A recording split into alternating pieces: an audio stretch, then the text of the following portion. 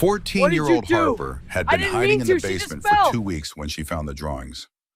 Maps of the house, every room labeled in shaky 8-year-old handwriting, exits marked in red crayon.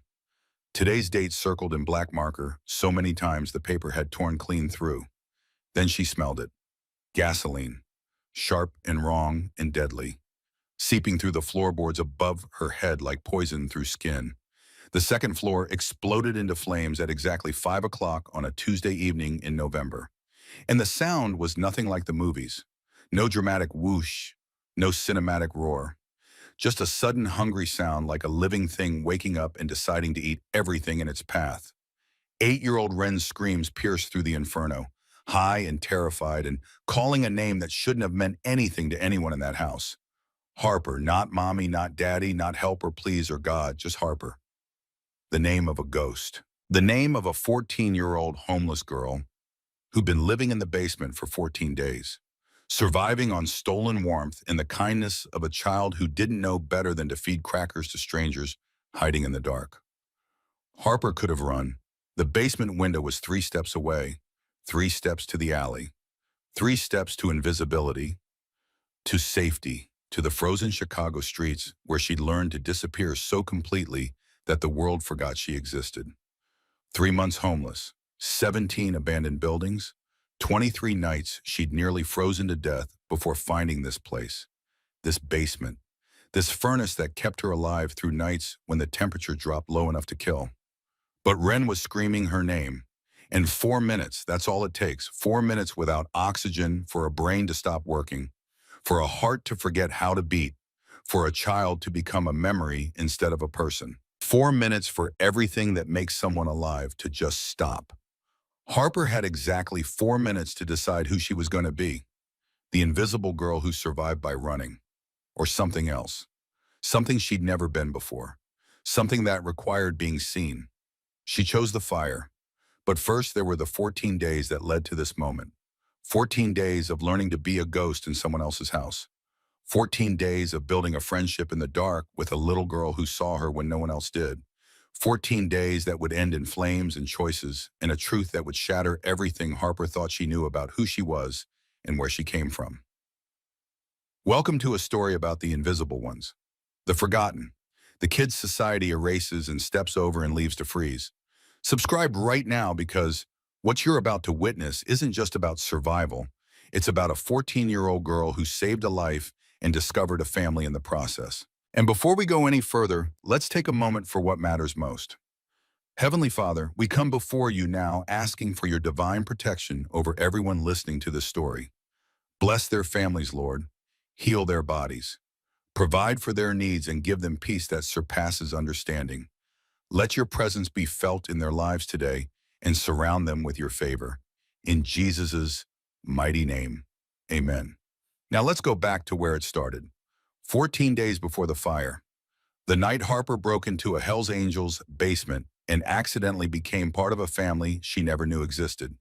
The emergency exit window shattered at 11:47 on a November night, cold enough to see your breath turn to ice crystals in the air. Harper dropped into the basement of the house on Riverside Grove with practiced silence, her sneakers hitting concrete with barely a whisper. The sneakers were 2 sizes too big, taken from a Goodwill donation bin 3 weeks ago. Soles worn so thin she could feel every pebble through the rubber. But they were better than nothing. Better than the bare feet she'd had in August when her mother died blue-faced in a supermarket bathroom with a needle in her arm and foam at the corners of her mouth. Jolene. Her mother's name had been Jolene, though she'd used at least 6 different last names that Harper could remember. They'd moved 17 times in 14 years. Motels with stained carpets and locks that didn't work. Cars when the money ran out. Shelters when Jolene was sober enough to fake her way through intake interviews. And when Jolene disappeared on benders that lasted days, sometimes weeks, Harper learned to make herself small, invisible.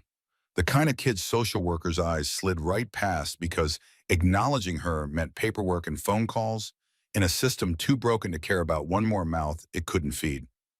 3 months since the overdose. 3 months of Chicago streets teaching Harper lessons no 14-year-old should have to learn. The world doesn't save girls like her. It erases them, forgets them, steps over their frozen bodies on winter mornings, and keeps walking to jobs and families and lives that matter. The newspaper called them statistics. The shelters called them cases. The cops called them runaways. Nobody called them by name. But Harper had survived. She was good at surviving, good at noticing things other people missed, good at being invisible when invisible meant safe, good at reading rooms and faces and the distance between a door and the person standing closest to it. Skills learned not in school, but in the particular classroom of growing up with an addict who could turn from mother to monster between one heartbeat and the next. The basement smelled like motor oil and old leather and something metallic she couldn't quite place. Not blood, mud. She knew what blood smelled like. This was different, sharper, chemical. Her eyes adjusted to the darkness, finding shapes in the shadows cast by a single bulb hanging from exposed rafters. Motorcycle parts lined industrial metal shelves along the far wall. Chrome exhaust pipes catching what little light existed. Engine blocks wrapped in plastic like sleeping machines waiting to be woken up. Tools hung on pegboards with the kind of military precision that made Harper's survival instincts fire every alarm they had. This wasn't just any house. Someone lived here who valued order. Someone organized. Someone who would notice if a single wrench was moved a quarter inch from its assigned spot. Someone dangerous. But the weather report on the television in the shelter lobby that morning had said 8 degrees tonight. 8 degrees Fahrenheit. Cold enough to kill a homeless girl in her sleep. Cold enough that hypothermia in a stranger's basement was better than death in a doorway. And this basement had a furnace. Old, rattling, probably inefficient, but warm, gloriously, beautifully, magnificently warm. Harper moved through the shadows like smoke, cataloging everything, because her life had always depended on knowing exits and hiding spots and whether the people above her head were the kind who checked their basement at 3 in the morning.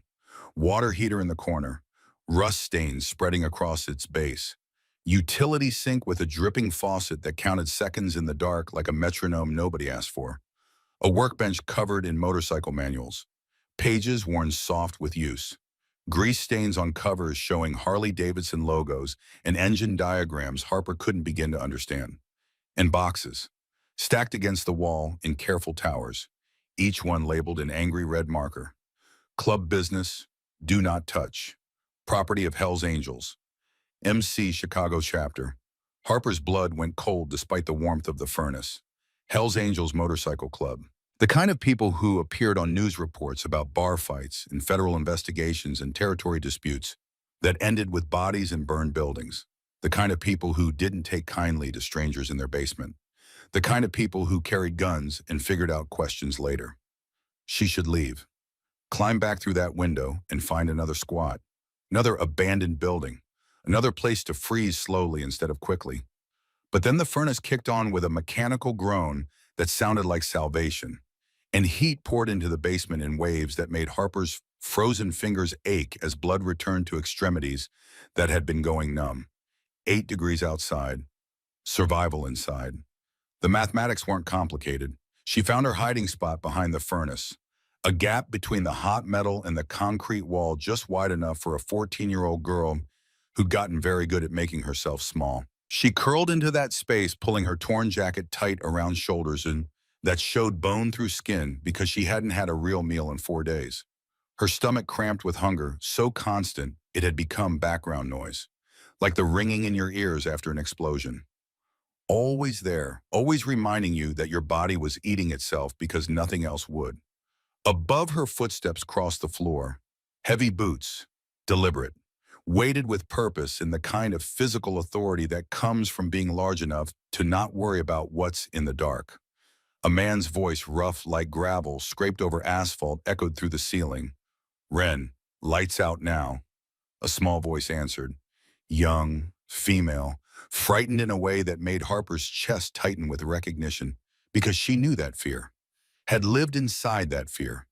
The fear of disappointing the one person who was supposed to protect you. "But Daddy, I'm scared." Scared of what? The fire dream, Mahanan. It's getting worse. Silence stretched so long, Harper thought the conversation had ended. Then the man's voice softened in a way that surprised her. Like watching a wolf try to be gentle and not quite knowing how. Like someone who'd learned hardness first and tenderness as a second language he didn't speak fluently. Baby girl, that was just a nightmare. Nothing's gonna hurt you here. You're safe, I promise. You promise you won't leave again.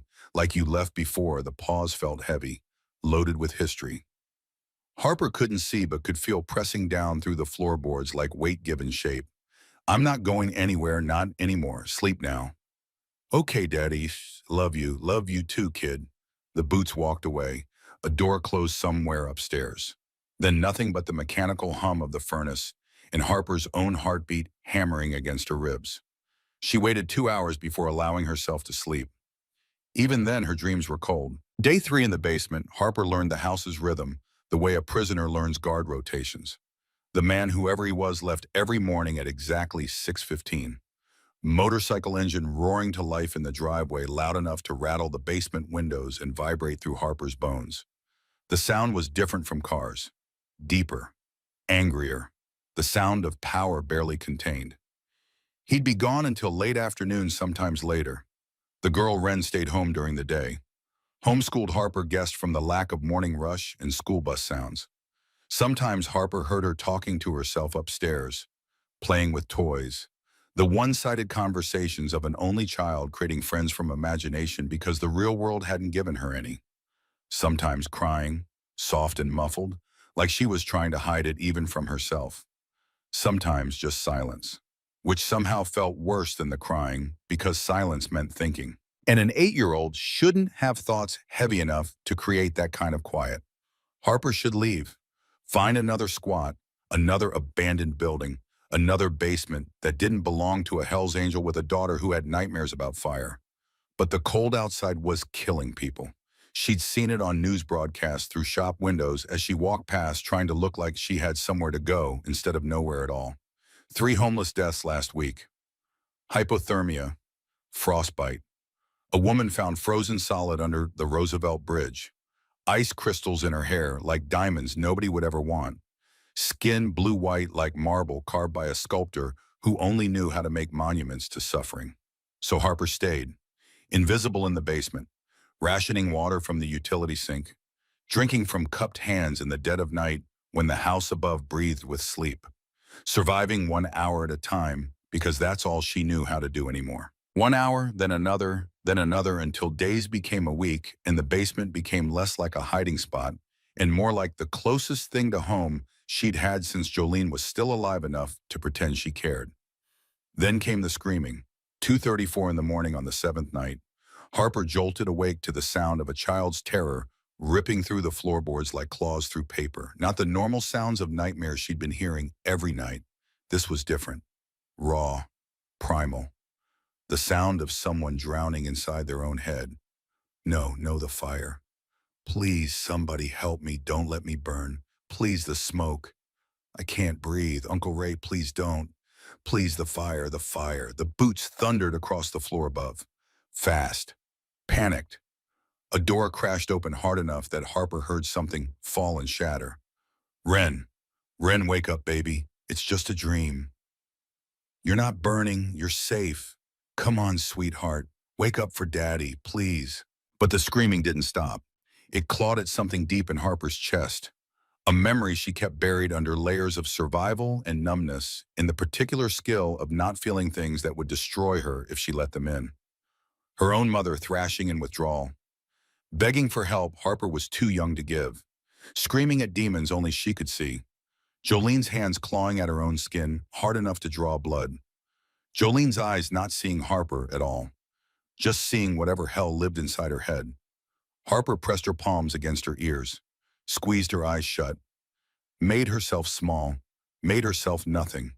But she couldn't unhear it. The sound burrowed into her skull and lived there.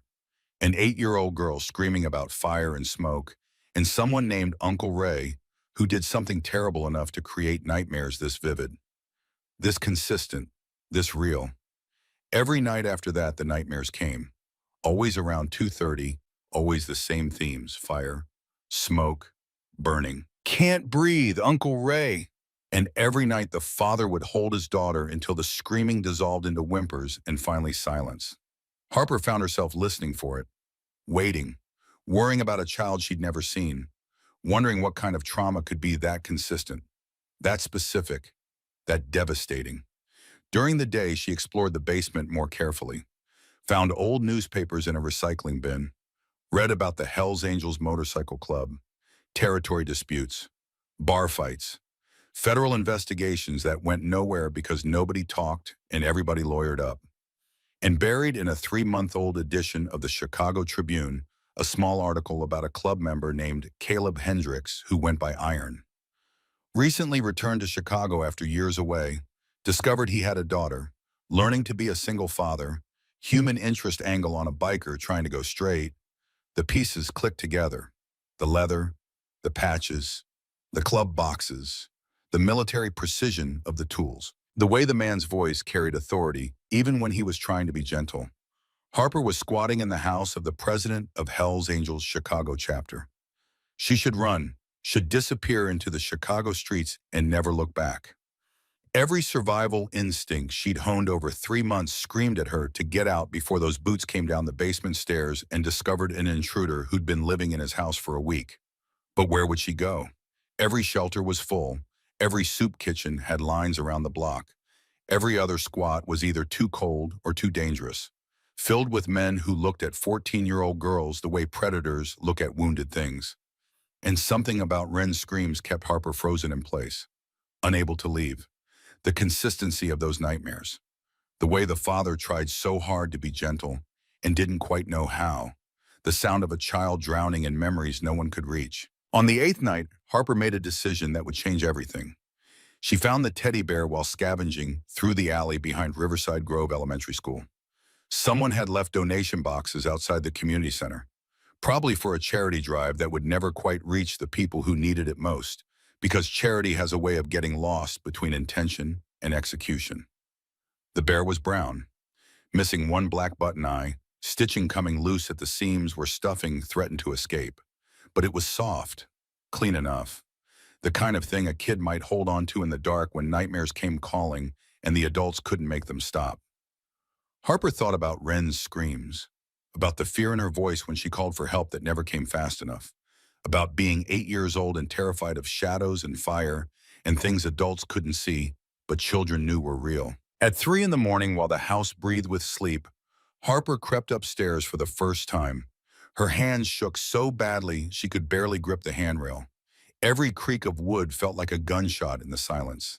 Every shadow looked like someone waiting to catch her, waiting to end the brief illusion that she was safe.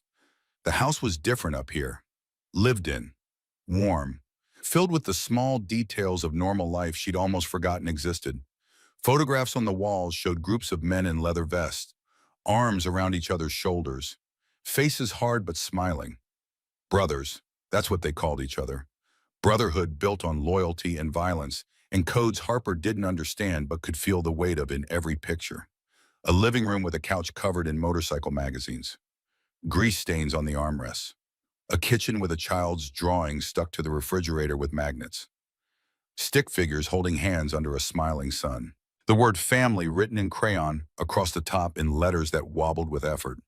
Harper found the door at the end of the hallway, pink paint slightly chipped at the corners, a hand-drawn sign in crayon taped to the wood. Wren's room. No boys allowed except Daddy. She set the teddy bear gently against the door, turned to leave, and froze. Wren stood in the doorway of her room, materialized from shadows like a ghost herself. 8 years old, small and pale in unicorn pajamas that had been washed so many times the colors were fading to gray. Dark circles under eyes too old for her face, staring at Harper with the kind of fear that could shatter glass or stop hearts. Harper couldn't breathe, couldn't move. Her entire body went cold. If this child screamed, Harper was finished, arrested, thrown into juvenile detention, or worse because the man upstairs, the Hell's Angel, the father who carried a gun. He would not be gentle with strangers who crept into his house at 3 in the morning. But Wren didn't scream. She looked at the teddy bear lying at her feet, looked at Harper, looked back at the bear. Her expression shifted from fear to confusion to something else. Curiosity, recognition. The look of someone who knew what it meant to be scared and alone and different. Is that for me? Her voice was barely a whisper, soft, careful, like she was afraid speaking too loud might break whatever was happening. Harper nodded. Her own voice had abandoned her completely. Thank you. Wren said it so quietly Harper almost didn't hear. The girl picked up the bear and hugged it to her chest, one small hand covering the missing eye like she could protect it from whatever had hurt it before. What's your name? Harper. The word came out barely louder than a breath. I'm Wren. Do you live in our basement? She should lie, should make up a story, should run. But something in Wren's eyes. The same deep loneliness Harper saw every time she caught her reflection in a store window. Made her tell the truth.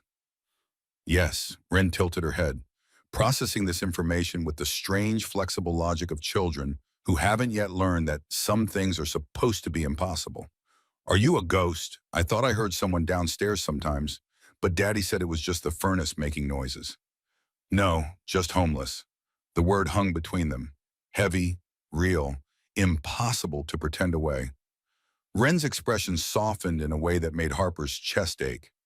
My daddy says homeless people need help, that people forget about them, but they shouldn't. Are you hungry? Harper's stomach answered with a growl loud enough to make Wren's eyes widen.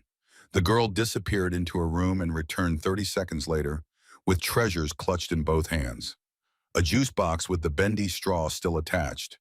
A sleeve of crackers slightly crushed but unopened.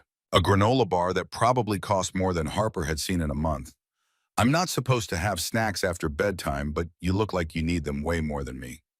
Harper took them with hands that wouldn't stop shaking. The crackers felt like gold in her palms.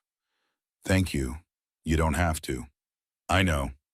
Wren interrupted with the confidence of someone who'd made up her mind and wouldn't be argued with. But I want to. Nobody should be hungry. That's what Daddy says. He gets really mad when people are mean to homeless people downtown. She hugged her new teddy bear tighter, covering that missing eye. Don't tell my daddy you're here, okay? He gets really mad about strangers in our house. He's in a motorcycle club, the Hellsangels. They're really, really tough. He carries a gun. I won't tell anyone, I promise. Good. Wren smiled for the first time. Small and tentative, but real. I like having a friend, even a secret ghost friend who's not really a ghost.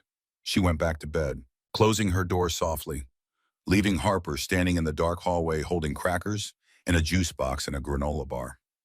Realizing she just made the most dangerous friend of her entire life. That night, Harper sat behind the furnace eating crackers one at a time, making each one last, tasting salt and flour and something else she couldn't name at first. It took her 3 crackers to realize what it was. Kindness, the specific flavor of someone giving you something not because they had to, not because a system required it, not because a social worker checked a box on a form, but because an 8-year-old girl looked at a stranger in the dark and decided that hunger was wrong and she could do something about it. Harper cried for the first time in 3 months, silent tears that ran down her soot-streaked face and dripped onto the concrete floor. Not because she was sad, because she'd forgotten what it felt like to matter to someone, even someone small, even someone who thought she might be a ghost. The next morning, she left the purple flower from Grant Park outside Wren's door. It was the only thing she had worth giving. And when she came back that night, there was a note written in crayon on construction paper, taped to the outside of the door where only someone coming from the basement would see it. Dear ghost friend, the flower's beautiful. I put it in water on my nightstand. It's the only purple thing in my room. Everything else is pink because Daddy thinks all girls like pink. I don't. I like purple and yellow, and the color leaves turn right before they fall. Do you have a favorite color? Love, Wren. Harper wrote back on the back of a receipt she found in the recycling. Blue. Like the sky looks right before sunrise. When everything is quiet and you're the only person awake in the whole city, and for just a second you feel like the world belongs to you. The next night, there was a blue crayon sitting on top of the food, and a note that said, now you can write me back in your favorite color. They built a secret language out of necessity and kindness. Every night, Wren would leave food outside her door. Crackers, granola bars, half sandwiches wrapped in napkins with peanut butter spread thick because 8-year-olds don't understand portion control. Apple slices in plastic bags. Once an entire slice of cold pizza that tasted like heaven. The cheese congealed in the pepperoni, leaving grease stains on Harper's fingers that she licked clean because waste wasn't something she could afford. In return, Harper would leave small treasures she found during daytime scavenging. A purple flower from Grant Park that hadn't quite died yet, petals still clinging to life despite the November cold. A smooth stone from the Chicago River shoreline, gray and round and perfect for holding when you needed something solid. A comic book someone had left on a bus stop bench, pages worn but readable. Superheroes saving the world in bright colors and impossible situations. Two broken kids helping each other survive in silence. Building a friendship neither of them had words for. Learning that sometimes family isn't about blood or last names or houses with picket fences. Sometimes family is crackers in the dark and teddy bears with missing eyes, and someone who sees you when the whole world has learned to look away. Harper learned things during those 2 weeks. Learned that Ren's mother had died 6 months ago in Denver. Car accident. Ren had whispered one night when Harper asked about the nightmares. Uncle Ray was driving. Mommy was trapped. The car caught fire. Uncle Ray got out. Mommy didn't. Learned that Ren's father, Iron. Everyone called him Iron, though Ren said his real name was Caleb. He had only just found out Ren existed. The mother had kept her a secret for 8 years. Didn't want motorcycle club life touching her daughter. But then she died, and there was nobody else. And Iron came to Denver and found a child he never knew he had. Grieving a mother she'd watched burn. The nightmares made sense now. Not prophetic, just traumatic. A little girl's brain trying to process horror no child should have to carry. Replaying it every night at 2:30 in the morning like a film projector stuck on the worst scene. Iron was trying his best to be a father, despite having no idea how. Harper heard him watching YouTube videos about how to braid hair. His rough voice repeating instructions to himself like studying for an exam in a subject he'd never known existed. Making school lunches with too much peanut butter and not enough jelly because he hadn't learned the ratio yet. Reading bedtime stories in a voice that didn't quite know how to be gentle, but was trying. Trying so hard it made something ache in Harper's chest that she didn't have a name for.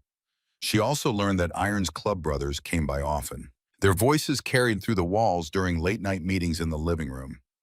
Loud, angry, words that made Harper press closer to the wall, even though eavesdropping on Hell's Angels was probably the fastest way to end up dead. Most nights the meetings were about money, territory, business. Harper didn't understand and didn't want to, but she paid attention anyway because information was currency on the streets, and you never knew what detail might save your life. She learned their names from the way they addressed each other. Deacon, the old one whose voice carried the weight of authority even when he wasn't the one speaking. Coyote, the one who talked too much and laughed at things that weren't funny. A man whose voice set off every alarm Harper had learned to trust during 3 months of reading dangerous people in dangerous places. One night on the 10th night, Harper heard something that made her blood freeze solid. A voice she didn't recognize, harder than the others. Cold in a way that had nothing to do with temperature. Iron, you're compromised. The club can't have compromised leadership. Either the girl goes or you do.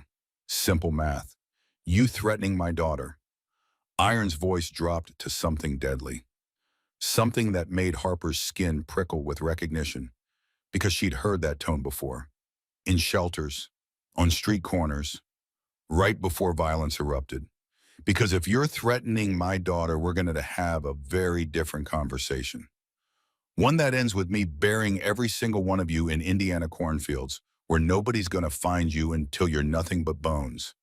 That's real cute, real tough dad energy, but you can't watch her 24/7. Accidents happen, house fires, car crashes, kids disappear all the time in Chicago. Sad, but that's life. The threat hung in the air like smoke from a gun already fired. Get out of my house.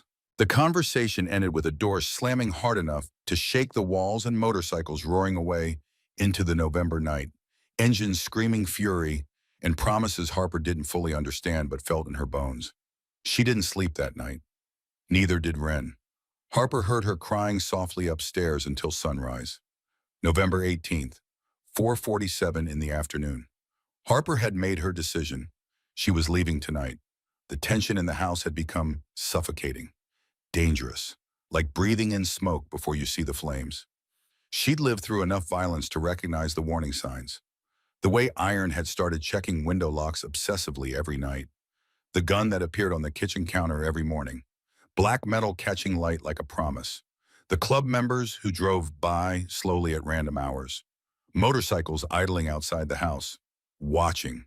Always watching. Harper was packing her few belongings into the backpack she'd taken from a garage sale 3 months ago. A spare shirt, the comic book Wren had given her.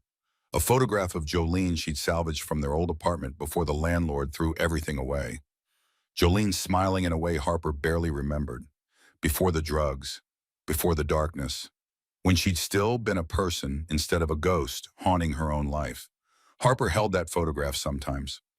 Late at night when the furnace hummed and Wren slept peacefully above her and the house felt almost safe, she'd hold it up to the dim light and try to remember the woman in the picture.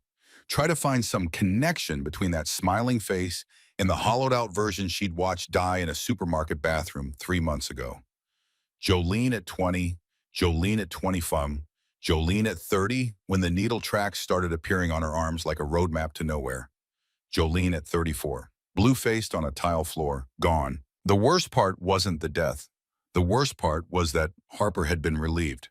For 3 seconds, standing in that bathroom doorway, looking at her mother's body, she had felt relief. And those 3 seconds would haunt her for the rest of her life, because what kind of daughter feels relief when her mother dies? What kind of person stands over a body and thinks at least it's over now? The kind of person who'd spent 14 years being invisible.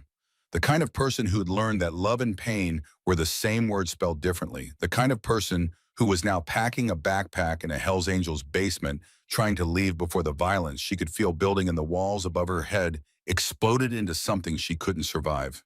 That's when she heard it. The furnace kicked on with its usual mechanical groan. But this time something rattled in the ductwork. Something that didn't belong. Metal scraping against metal in a rhythm that was wrong. Curiosity overrode caution. Harper dragged a wooden crate beneath the heating vent and climbed up, reached inside. Her fingers closed around a stack of papers. Thick, textured like drawing paper. She pulled them out. Her hands were already shaking before she saw what they were. Wren's drawings, at least 20 of them hidden in the ductwork where no adult would ever look. But these weren't the cheerful crayon pictures stuck to the refrigerator upstairs. The stick figure families and smiling sons. These were different, darker, horrifying in their specificity and detail. They were maps, detailed architectural sketches of the house layout drawn with the careful precision of someone who'd studied every inch. Every room labeled in Wren's shaky handwriting. Kitchen, Daddy's room, my room, basement. Every window marked with numbers 1 through 12. Every door numbered separately. Every exit circled with red X marks the crayon pressed so hard it had torn through the paper. And in the corner of each drawing, a date circled over and over in black marker until the paper had torn completely through. November 18th, today's date. Harper flipped through the pages faster. More drawings. Flames rendered in orange and red and yellow crayon consuming stick figure houses. The colors layered so thick the wax had started to crack. Smoke drawn in thick black spirals covering entire pages. Stick figures running, falling, burning. Their mouths open in screams Wren had tried to capture with jagged lines. And one drawing that made Harper's blood turn to ice water. A detailed sketch of a man in a leather vest. The Hell's Angels patch clearly visible even in crayon. The Death Head logo recognizable despite being drawn by an 8-year-old hand. The figure was pouring liquid from a container around the outside of a stick figure house. And in an upstairs window, a small stick figure watched. Hair drawn in yellow crayon. Arms raised like she was trying to warn someone. Above the figure, Wren had written her own name in desperate letters that got bigger and more frantic across the page. Wren, Wren, Wren, Wren. These weren't nightmares, these were warnings. Evidence, a little girl trying to tell someone what was coming. Trying to leave clues for whoever might find them. Maybe even trying to leave them for Harper. The ghost in the basement who listened in the dark and understood what it meant to be scared and alone. Then Harper smelled it, faint at first, almost masked by the motor oil and leather that had become background noise.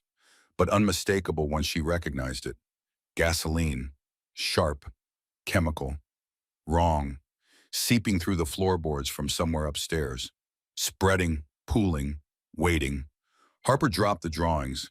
They scattered across the concrete floor like fallen leaves. Wren's desperate warnings lying useless at her feet, because Harper had found them exactly on time and exactly too late. She ran for the stairs, taking them three at a time, her worn sneakers slipping on wood but catching, propelling her upward. Her feet hit the main floor just as she heard it, the soft whoosh of ignition, the sound of accelerant meeting flame, the sound of murder beginning. The second floor exploded into fire. Flames raced across the ceiling with impossible speed, feeding on accelerant trails painted in patterns designed to spread fast and burn hot and kill everything in their path. Smoke poured down the stairwell in thick black clouds, the kind of smoke that kills you before the flames ever touch your skin. Heat slammed into Harper like a physical force, and somewhere above, cutting through the roar of flames and the crash of something collapsing, Wren started screaming. Harper, Harper, help me. I can't get out. The door won't open. Harper, please. She was calling for her. Not her father, who was God knows where. Not 911. Not neighbors. Not God. Her. The homeless girl in the basement. The secret friend. The ghost who wasn't really a ghost. Harper looked at the basement door behind her. 3 steps. 4 if she was being careful. 4 steps to the alley. To outside. To safety. To invisibility again. She could disappear into Chicago and no one would ever know she'd been here. No one would blame her. No one would even remember her name. She looked at the burning staircase leading to the second floor where an 8-year-old girl was screaming her name like a prayer. And Harper made the choice that would change everything. She covered her face with her jacket and ran straight into the fire. The staircase was a tunnel of flame. Harper took the steps 2 at a time, jacket pressed against her mouth and nose, breathing through fabric that smelled like 3 months of street living. Her eyes streamed tears that evaporated in heat so intense it felt like standing inside the sun. Wallpaper peeled away in burning strips falling like toxic snow, each piece carrying embers that caught on Harper's clothes and burned through to skin. The smoke was thick, black, suffocating, the kind that fills your lungs with poison and makes you dizzy and confused and dead before the flames ever touch you. Harper felt it happening, felt her head getting light, felt her thoughts starting to scatter. Wren, where are you? My room. I can't open the door. Harper, please. Her voice came from the left. Harper crashed through the smoke, arms outstretched, her burned hands finding walls hot enough to blister skin on contact. The upstairs hallway was an inferno. Flames crawled across the ceiling, feeding on something that made them burn hotter, faster, hungrier than any natural fire should. The accelerant. The gasoline someone had painted in deliberate patterns designed for maximum destruction. This wasn't an accident. This was murder dressed up as tragedy. She found the door, the pink paint already blistering, bubbling under the heat. The handle scorched Harper's palm when she grabbed it, but she held on because pain was temporary and Wren dying was permanent. She twisted hard. Locked. Locked from the outside. Someone had locked an 8-year-old girl in her room and set the house on fire. Someone had planned this, had executed it like a military operation, had walked away while a child burned. Harper slammed her shoulder into the door. Once, twice, 3 times. The wood cracked but held. Behind her, part of the ceiling collapsed in a shower of sparks and burning timber, cutting off the route back to the stairs. She had seconds, maybe less. Wren, move away from the door. Harper kicked it with everything she had. All the anger of 3 months homeless, all the grief of watching her mother die, and all the fury of being invisible in a world that erased people like her and expected them to be grateful for the privilege. The door frame splintered. One more kick and it burst inward. Wood flying, hinges screaming. Wren was on the floor by her window, unconscious. Smoke inhalation had taken her. Her small body wasn't moving, wasn't breathing. The unicorn pajamas Harper had seen every night for 2 weeks were covered in soot. The colors turned black by smoke that had stolen all the oxygen from the room. 4 minutes. It had been 4 minutes since Harper heard the first scream from the basement. 4 minutes of brain-killing, life-stealing time. Harper scooped Wren up, so light it terrified her, like holding a bird with hollow bones, like holding something precious and breakable that the world wanted to destroy. The hallway was completely engulfed. The stairs had collapsed into burning rubble. No way down, no way to do this safely or smartly or with any plan that made sense. Harper ran to the window instead, still cradling Wren against her chest. The glass was hot enough to hurt through her jacket. She wrapped her fist in fabric already singed and punched through. Safety glass spider-webbed and fell away in chunks, some pieces catching her skin, drawing blood that mixed with burns and soot. Cold November air rushed in, feeding the fire behind her, making it roar louder. Harper looked out. Second story, 15 feet onto frozen grass and concrete, and November ground hard as stone. She could survive that. Probably. Maybe. But Wren in her arms, unconscious and fragile and not breathing.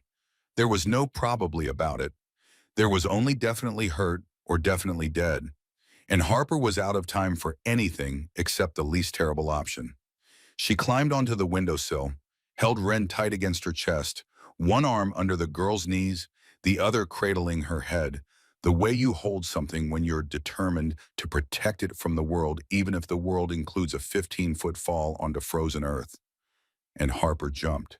The impact drove the air from her lungs. Pain turned her vision white. Her ankle twisted wrong on landing, ligaments stretching past their limit. She heard something pop in her knee, felt something grind in her shoulder. But she rolled, protecting Wren's body with her own, taking the impact on her shoulder and back and hip, curling around the girl the way mothers curl around children during earthquakes. The way Jolene had curled around Harper once during a car accident when Harper was 6, before the drugs, before everything. Her mother's body becoming a shield because that's what love looked like when it still worked. Harper lay on the frozen grass. The world was sideways.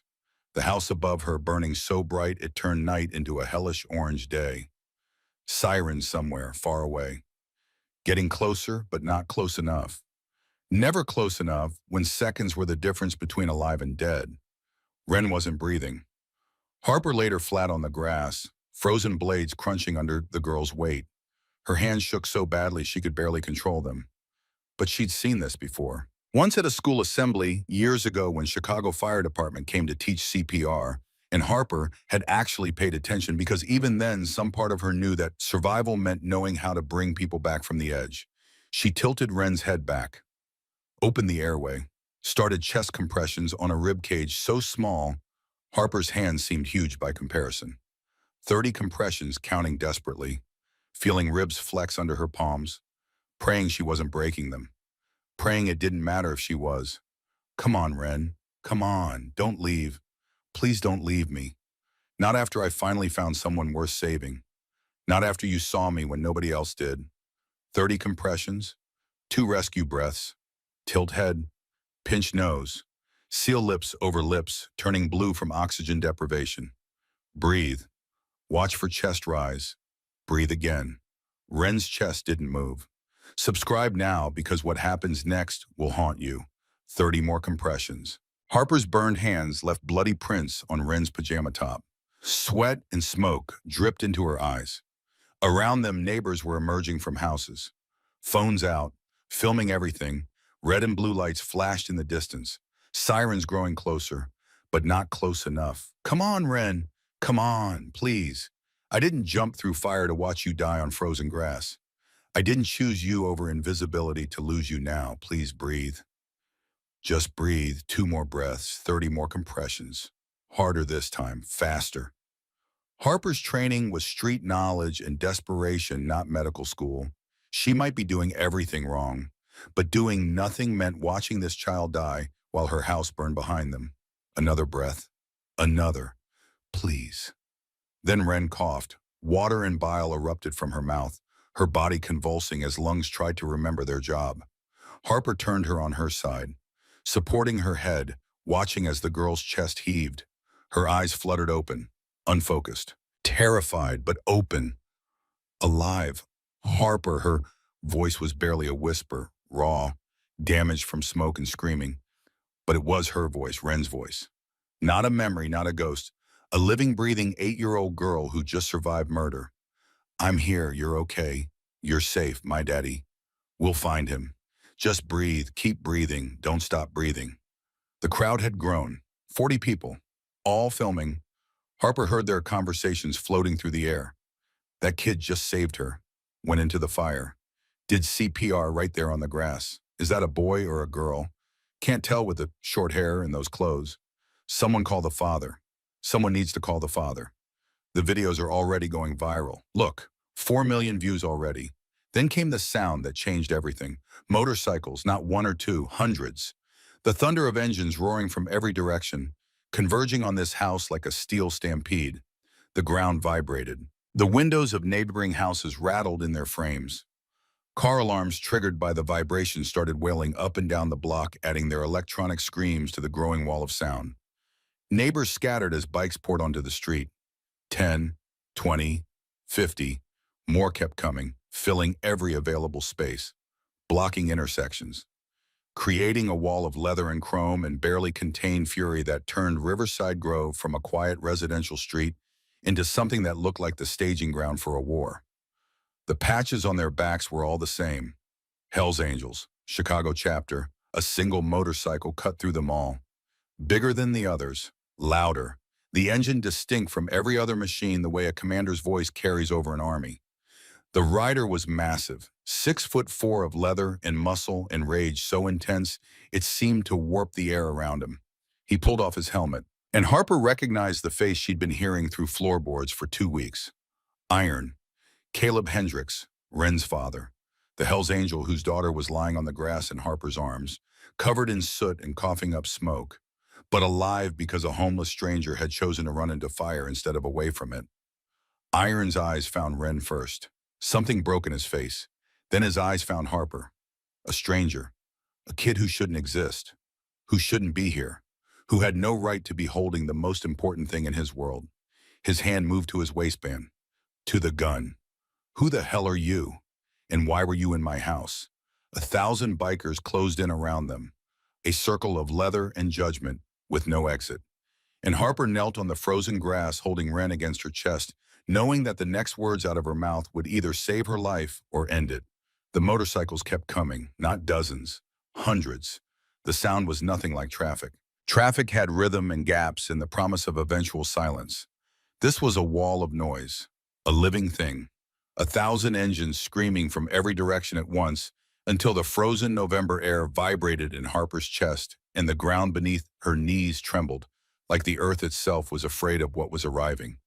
She knelt on the front lawn holding Ren against her body. The girl's breathing had steadied into something ragged but real. Smoke still rose from the house behind them in thick columns that blotted out the early evening sky and turned the streetlights into orange smears. Embers drifted like fireflies made of destruction. The heat at Harper's back was enormous, pressing against her scorched jacket-warming skin that was already blistered in places she hadn't noticed yet because adrenaline was still doing its work. Neighbors had gathered on the sidewalk. 30 of them. 40. Phones raised recording everything. Harper could hear fragments of their voices cutting through the motorcycle thunder.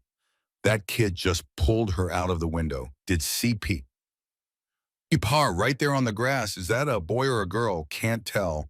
Look at those burns. Somebody call the father. Somebody needs to call the father right now. The first bike stopped at the curb, then another, then 10 more. Then they stopped counting because counting was pointless when the number exceeded anything the street could hold. Motorcycles filled the road, the driveways, the yards of neighboring houses. Riders dismounted in synchronized movements that came from years of riding together. Brotherhood built on codes Harper didn't understand but could feel in the way they moved.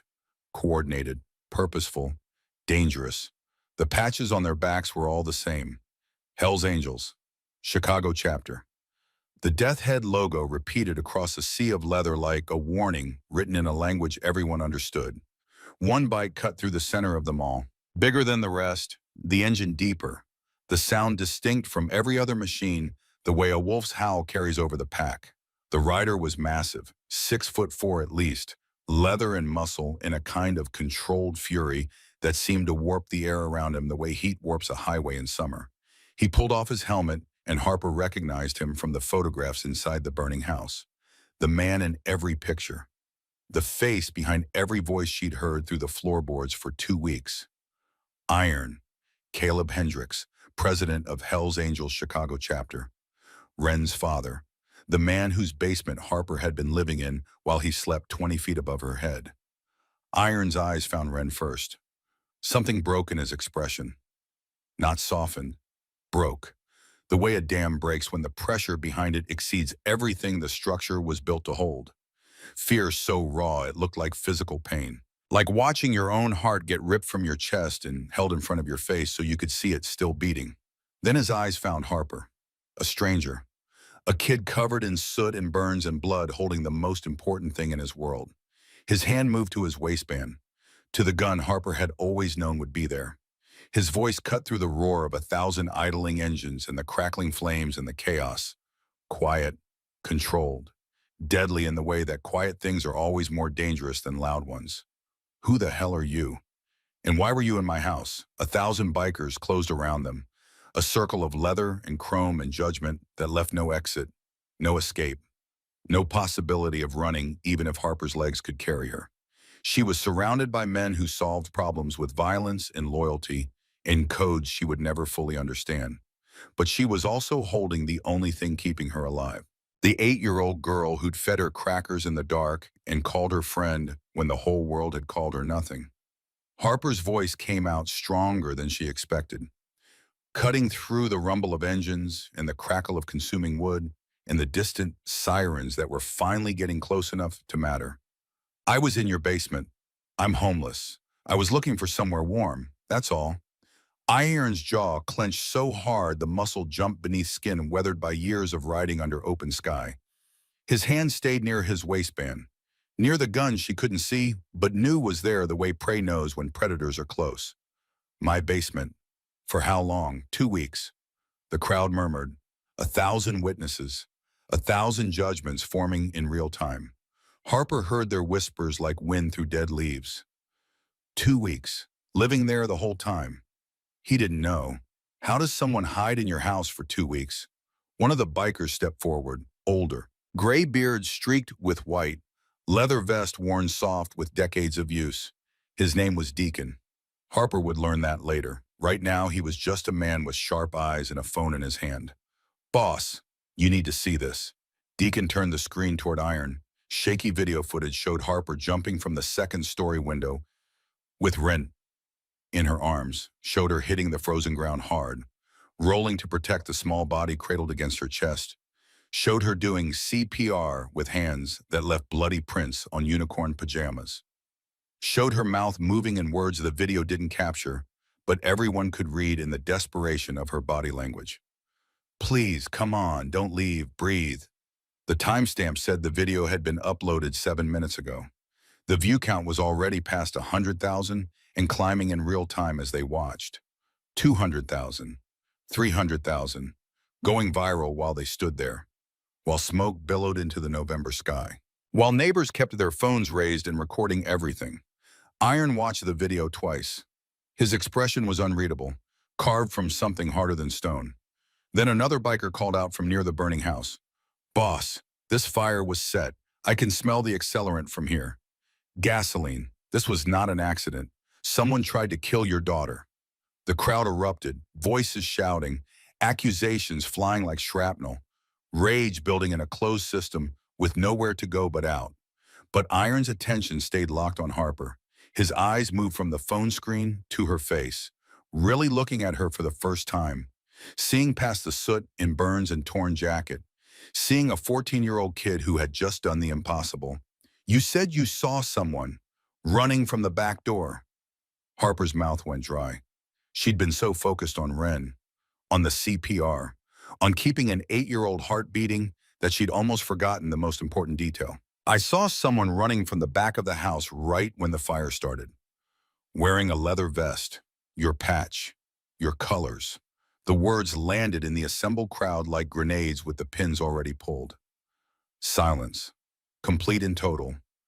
Nothing but burning wood and distant sirens and 1,000 men processing the possibility that one of their own had tried to murder a child.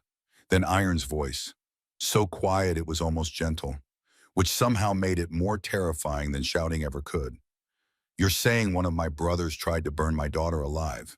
It wasn't a question. It was a death sentence looking for an address. I don't know who it was. I just saw the vest. Your colors. Someone who had access. Someone who knew the house. Iron turned to face the assembled thousand. A sea of leather and chrome and loyalty that had just been poisoned by betrayal.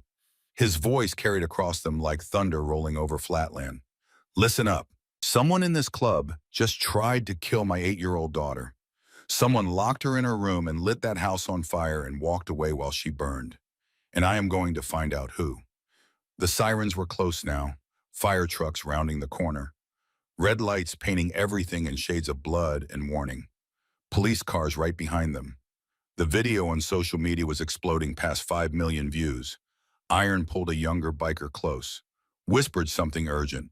The man nodded and disappeared between the motorcycles and leather-clad bodies like smoke through fingers. Then Iron turned back to Harper. His expression had shifted. Not softened exactly, changed. Calculating something she didn't understand yet. You're coming with us. Why? Because you're the only witness. Because my daughter trusts you. His eyes swept across the assembled bikers, lingering on faces Harper couldn't see. And because if someone in my club wants her dead, they might want to eliminate witnesses too. Is this protection or am I under arrest? Depends. Iron leaned closer, his voice dropping so only Harper could hear. On whether you're telling me everything. But understand this, kid. If I find out you had anything to do with that fire, anything at all, I will make sure they never find your body. Are we clear? Crystal. And I'm telling you everything. The EMTs rushed toward them, professional voices calling commands, hands reaching for Ren, checking vitals, asking questions Harper barely heard through the ringing in her ears. They loaded Ren onto a stretcher, oxygen mask covering her small face. Harper felt something tear in her chest watching them take her away. But one of the bikers in the back of the crowd caught her eye as the ambulance doors closed.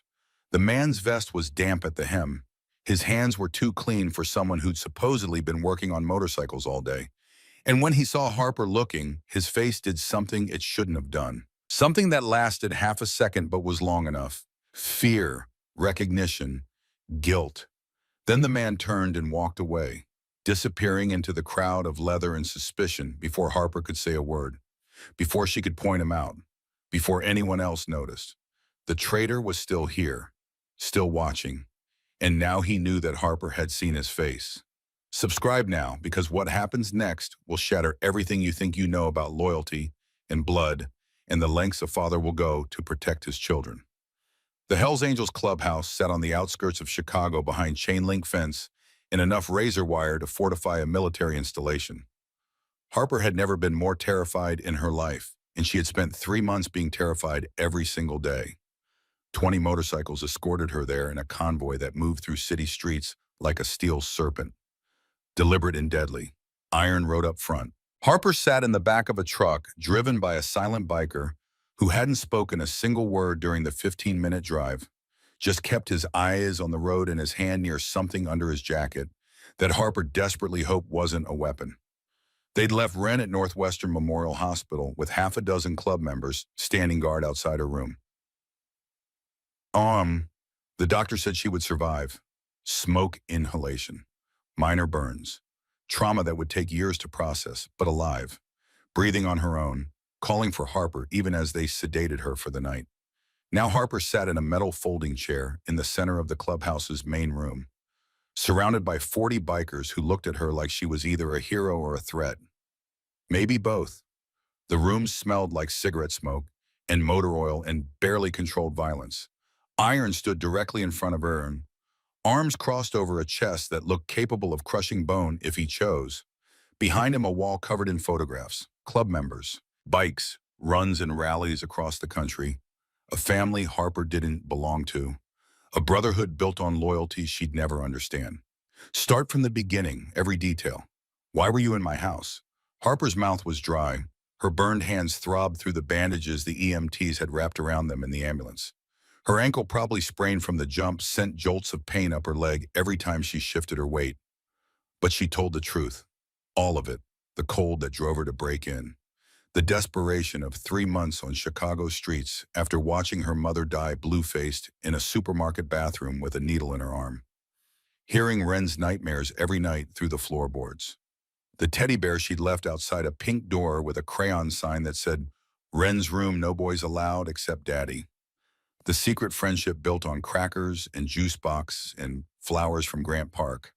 She told them about the drawings she'd found hidden in the heating vent. Maps of the house. Exits marked in red. A figure in a Hell's Angels vest pouring liquid around the foundation. The dates circled in black marker so many times the paper had torn through. She told them about the smell of gasoline, the choice to run into flames instead of away. The door locked from the outside. The CPR on frozen grass with hands that left blood on unicorn pajamas. The bikers listened in absolute silence. Some expressions softened as she talked about Wren feeding her in the dark. Others hardened with suspicion, perhaps wondering if this was an elaborate con, a long game played by someone too young to be that calculating. When Harper finished, Irons stared at her for what felt like an eternity. Minutes stretching into hours, stretching into lifetimes, spent under the gaze of a man who'd built an empire on knowing when people were lying. So, my daughter has been feeding a homeless stranger for 2 weeks, someone I didn't know existed, living in my house without my knowledge. Yes, sir, and you expect me to believe you had nothing to do with that fire. I'm telling the truth. Truth is flexible, kid. I've heard 1,000 lies from people swearing on their mother's graves they were innocent. My mother's dead. The words came out quiet. Final. Harper met his eyes and didn't blink. Overdosed in August. I don't have anyone left to swear on. But I'm telling you what happened. That's all I can do. Something flickered in Irons' expression. Not quite sympathy, maybe recognition. The look of someone who'd known loss and understood that some truths were too ugly to fabricate. What was her name? Why does that matter?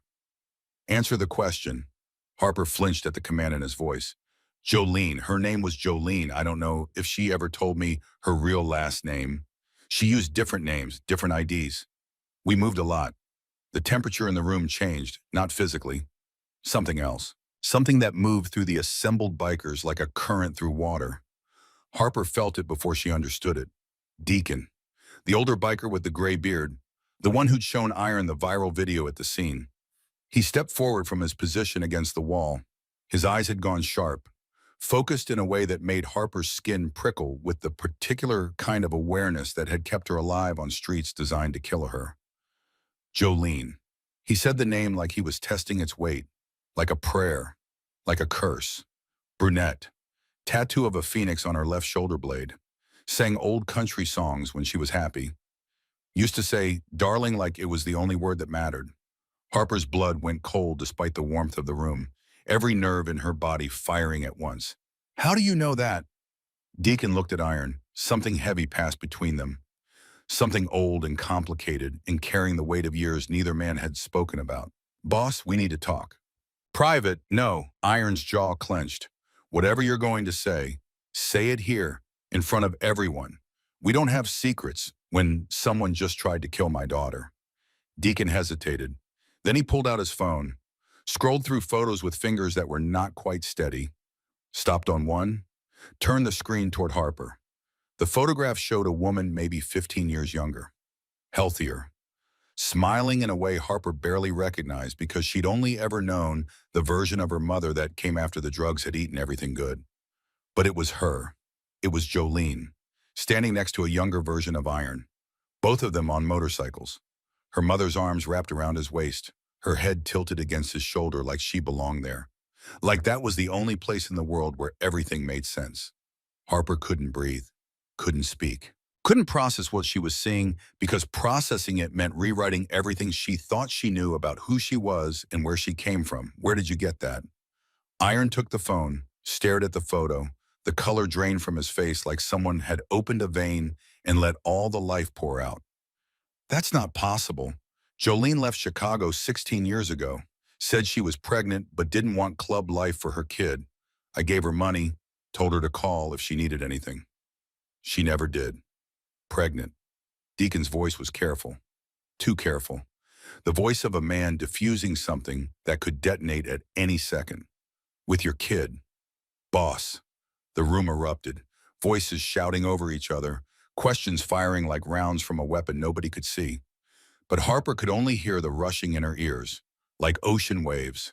Like blood pumping too fast through veins that were trying to understand what was being said.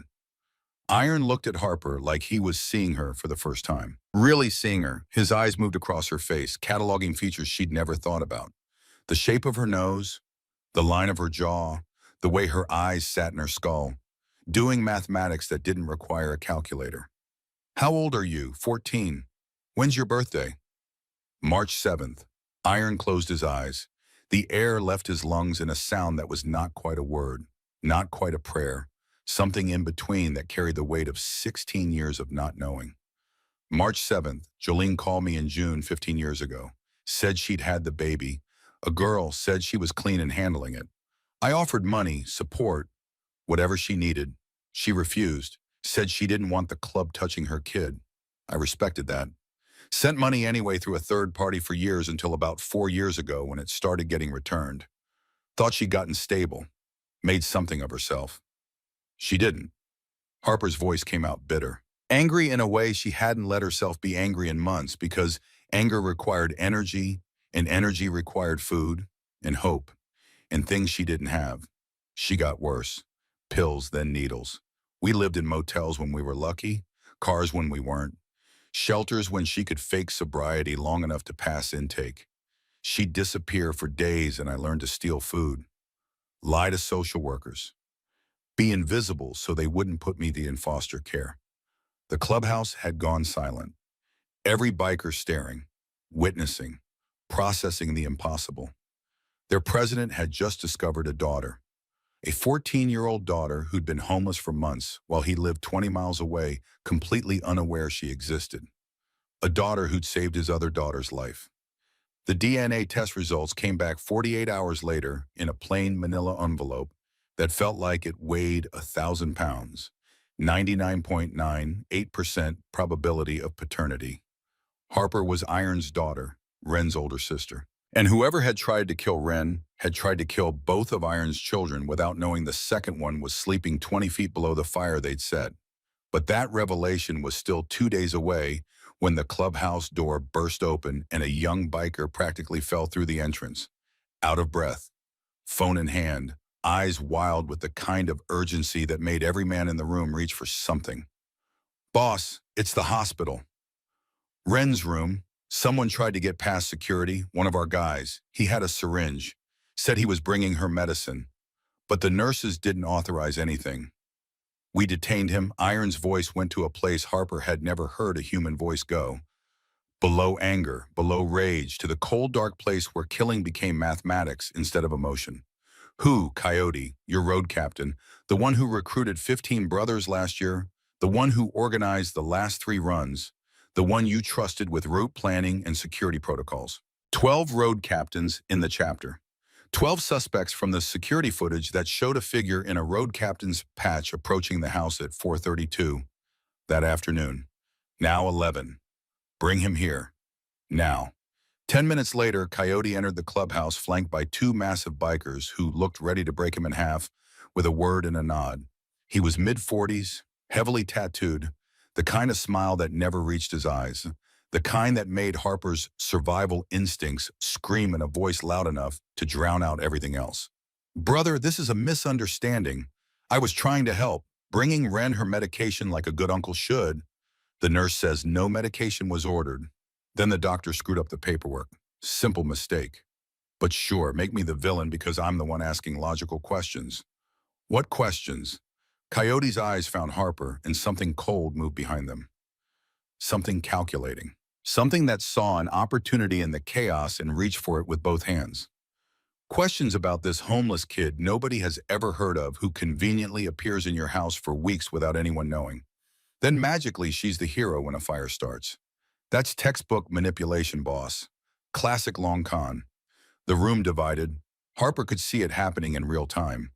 Some bikers nodding along with Coyote's logic. Others looking skeptical, remembering the video.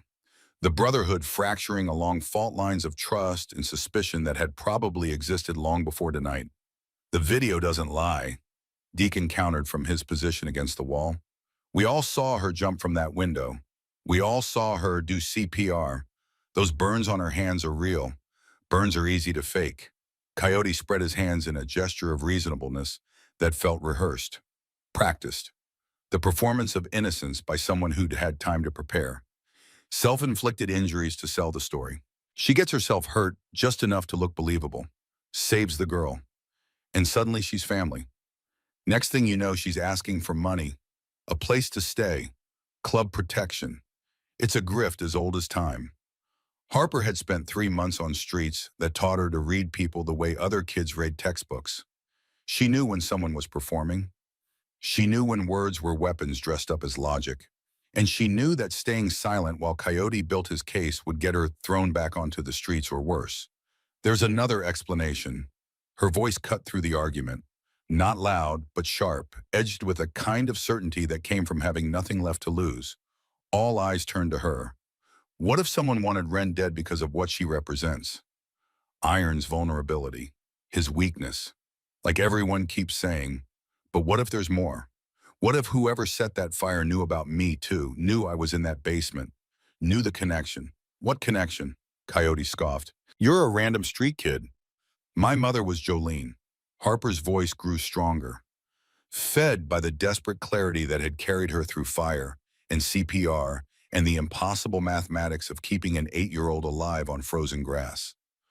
The woman who left Chicago 16 years ago, pregnant with Iron's child. The woman who kept me away from club life until she died. The woman who maybe died because someone wanted to make sure I stayed lost. She watched Coyote's face as she said it. Watched the way his expression changed for just a fraction of a second. A micro movement most people would miss. But Harper had survived 3 months by noticing micro movements, by reading the space between what people showed and what they felt. And what she saw in that fraction of a second was fear. When did your mother die? Iron's voice was barely controlled. August 19th, Deacon was already pulling something up on his laptop, fingers flying across keys. August 19th. That's the same day Coyote was in Chicago. Said he was visiting family. His sister in Lincoln Park. I was visiting family. Coyote's voice cracked at the edges. Just barely. Just enough. My sister lives in Lincoln Park. Your sister moved to Phoenix 2 years ago. Another biker spoke slowly from the back of the room. Recognition dawning across his face like sunrise over bad news. I helped her load the moving truck.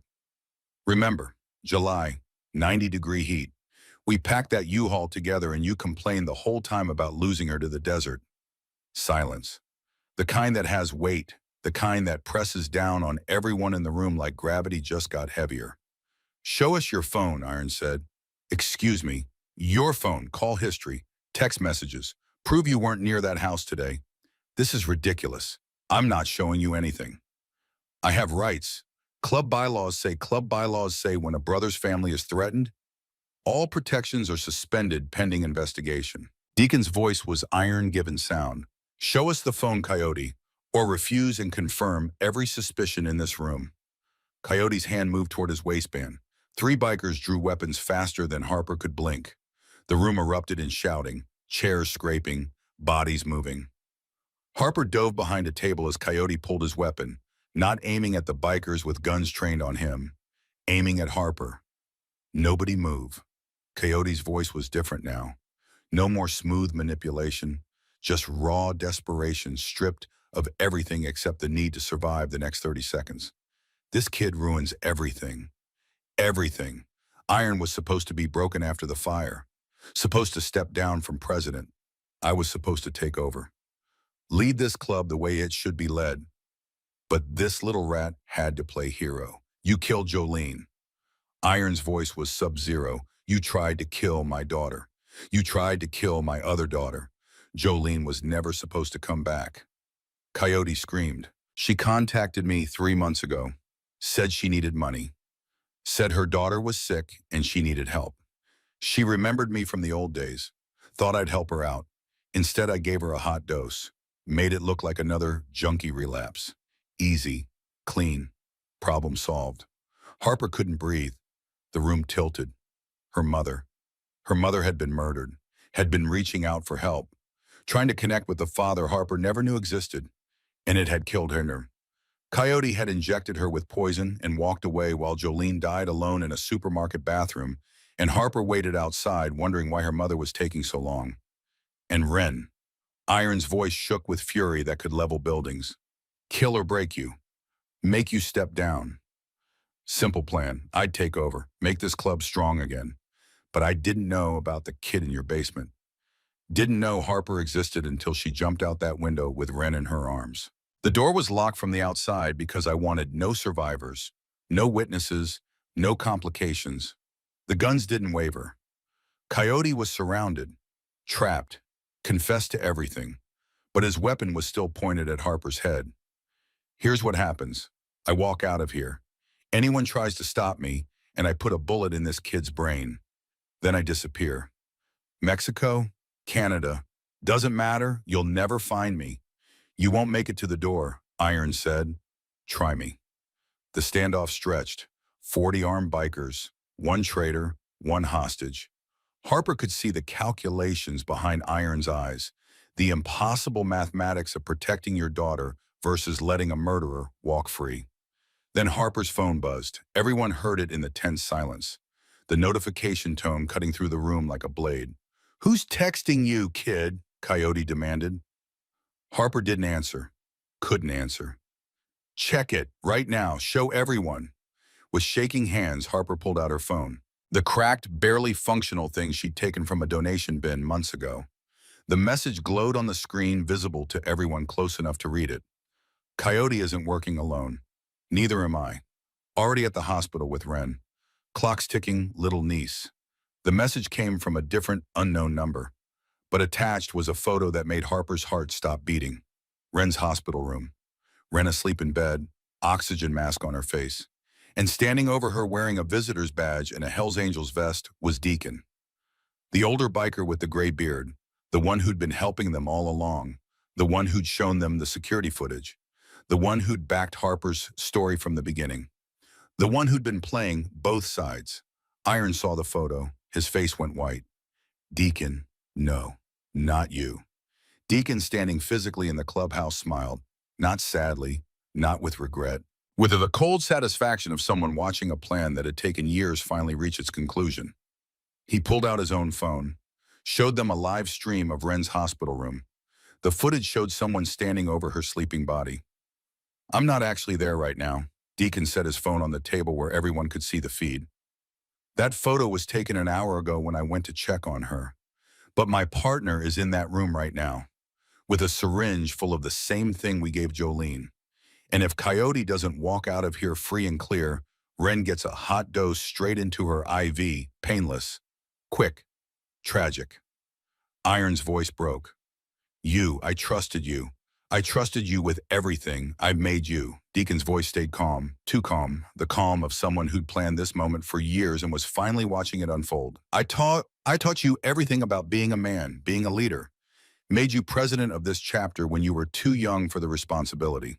And you got soft. First, Jolene made you weak. Then you chased her memory to Colorado. Came back with not one, but two daughters. Letting sentiment cloud judgment. The club doesn't have room for weakness. How many others? Iron's voice was barely human. More than you think, less than you fear. But enough to make sure Ren dies if you make the wrong choice. So decide, brother. Coyote walks free, and we all forget this happened. Or your daughter dies and you live with that choice for the rest of your life. You have 30 seconds. The clock on the clubhouse wall ticked. 29, 28, 27. And Harper realized with horrible certainty that unless she did something someone she loved was going to die, either she stayed silent and let two murderers walk free, or she spoke up and Ren paid the price. 24 seconds. But Harper had spent 3 months surviving on Chicago streets. 3 months learning that when powerful people played games with lives and guns and threats, the invisible ones had advantages nobody anticipated. She was still invisible to them in the ways that mattered, still underestimated, Still the kid nobody expected to be 3 steps ahead. 21 seconds. Wait. Harper's voice cut through the tension like a blade through silk. I have something to say. Shut up, kid. Coyote pressed the gun harder against her temple. Deacon, you said you took that photo an hour ago, right? You said your partner is in Ren's room right now, ready to inject her if we don't let Coyote walk. Deacon's expression flickered. Just a fraction of uncertainty breaking through the mask of control. That's right. Then you're lying. The room went absolutely silent. Harper's voice grew stronger, fed by the desperate clarity that came from 3 months of surviving by noticing details others missed. Because Ren is wearing different pajamas in your photo. The hospital gave her green ones when they admitted her. Standard pediatric issue. I watched them put them on her before they loaded her in the ambulance. The ones in your picture are blue. Her unicorn pajamas from home. The ones she was wearing before the fire. Every biker's eyes shifted to Deacon's phone, to the photo displayed on screen, then back to Harper. The IV bag in your photo says saline solution. Clear label. Blue writing. But the news crew that filmed outside Ren's room 20 minutes ago showed different footage on the evening broadcast. She's on glucose now for her blood sugar. Different bag, yellow label, different IV stand entirely. You're using an old photo from when you visited this afternoon, pretending your partner is there right now, faking a hostage situation that doesn't actually exist. Iron's hand was already on his phone, dialing hospital security with fingers that shook with rage and hope in equal measure. This is Caleb Hendricks. Check my daughter's room right now. Don't announce yourself. Just look inside and tell me exactly who's in there. 15 seconds of silence that felt like 15 years. Harper could hear her own heartbeat, could feel Coyote's hand trembling against her head, could see Deacon's carefully constructed plan unraveling in real time, thread by thread, lie by lie. Then Iron's expression hardened into something carved from stone and fury, in the particular kind of relief that comes when you discover your child is alive and the person who threatened her is a liar. 2 guards at the door, 2 nurses inside doing vitals, no visitors. No one else has been in that room except authorized medical staff for the last 45 minutes. You lying piece of coyote started. The clubhouse door exploded inward, not with violence, but with overwhelming numbers. 50 more bikers poured through the entrance, the ones who'd been stationed outside, supposedly on perimeter duty, but actually listening through cracked windows and recording everything on their phones. They'd heard every word, every confession. Coyote admitting to murder, Deacon confessing to decades of betrayal, 2 men they'd called brothers revealing themselves as monsters, while a 14-year-old girl dismantled their scheme with the observational skills she'd learned by being invisible. One of them, a massive biker with arms like old-growth timber, spoke directly to Deacon. You taught us loyalty was everything, taught us brotherhood was sacred, taught us codes and honor and protecting our own. Guess you forgot to practice what you preached. The guns in the room shifted, realigned, no longer pointed at each other in confused standoff. Now 40, 50, 90 weapons aimed at 2 traitors surrounded by a brotherhood they had catastrophically underestimated. Coyote's gun wavered at Harper's head. I'll still kill her. I'll put a bullet in her brain before any of you can stop me. Harper dropped. Just let her legs collapse completely, using her smaller size and gravity to slip straight down through Coyote's grip like water through fingers. The gun discharged. The sound exploded in the enclosed space, deafening, ringing through Harper's skull like church bells made of violence. But the bullet went high, punching through ceiling tiles, embedding itself in wooden rafters that had seen decades of secrets. Then Iron moved. Harper had never seen anyone move that fast. Her father. Because that's what Iron was. What biology and circumstance and a DNA test would prove in 48 hours. He crossed the distance in 2 explosive strides. Disarmed Coyote with efficiency learned from decades of violence that served a purpose. Had him face down on concrete in under 3 seconds. Other club members swarmed Deacon before he could draw his own weapon, pinning him with coordinated force that came from years of operating as one body with many hands. It was over in less than 10 seconds. Harper lay on the cold concrete floor, ears ringing, tasting dust and motor oil.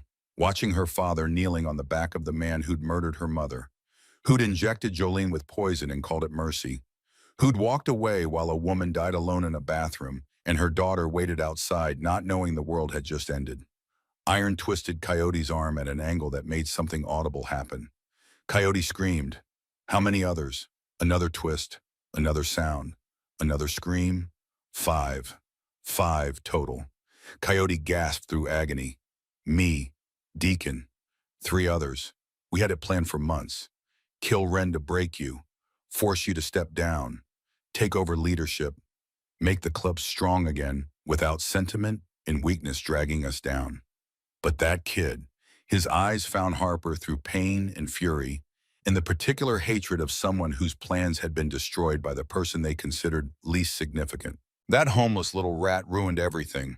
5 traitors in a club of 1,000 members, 995 who'd stayed loyal, who'd chosen to stand with their president even when it meant turning against brothers they'd ridden with for years. Federal agents arrived within the hour, taking statements, making arrests.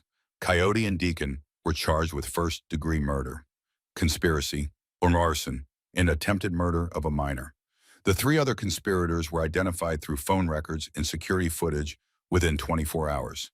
2 prospects and a veteran member who'd been with the club 8 years, all of them cooperating once they realized the game was over. And in the middle of all of it, in the case of arrests and statements and federal badges and the viral video that had now crossed 20 million views, Iron stood in front of Harper in the clubhouse parking lot while 1,000 bikers watched. He looked at her the way you look at something you lost a long time ago and never expected to find. The way you look at a miracle when you've stopped believing in miracles. The way a father looks at a daughter he didn't know existed until she saved his other daughter's life and exposed the rot in his brotherhood and survived a gun to her head by noticing the color of hospital pajamas. They think you're a boy, he said quietly. The videos, the news, everyone calling you he, the brave young man, the homeless boy hero. Harper looked down at herself, soot-covered, burned, hair cut short because long hair was dangerous on the streets, clothes stolen from men's donation bins because they were warmer and drew less attention, invisible in every way that mattered. Does it matter? Iron shook his head slowly. Not to me, not to anyone here. He turned to face the assembled 1,000, brothers who'd been through fire tonight, figurative and literal, who'd discovered betrayal in their ranks and purged it in the space of hours because a 14-year-old girl had the courage to tell the truth and the eyes to catch a liar. This kid, Iron's voice carried across the parking lot.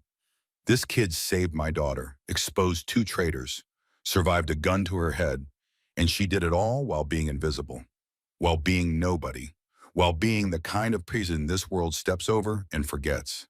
He put his hand on Harper's shoulder. The first time he'd touched her, the weight of it enormous, heavy with meaning and promise, and the beginning of something neither of them had words for yet. She's not invisible anymore. She's not nobody. She's my daughter. Both of them are. And whoever comes from my family next will answer to every single one of you. The 1,000 didn't applaud, didn't cheer, didn't make the kind of noise that movies show when the hero is revealed. They did something else, something that meant more.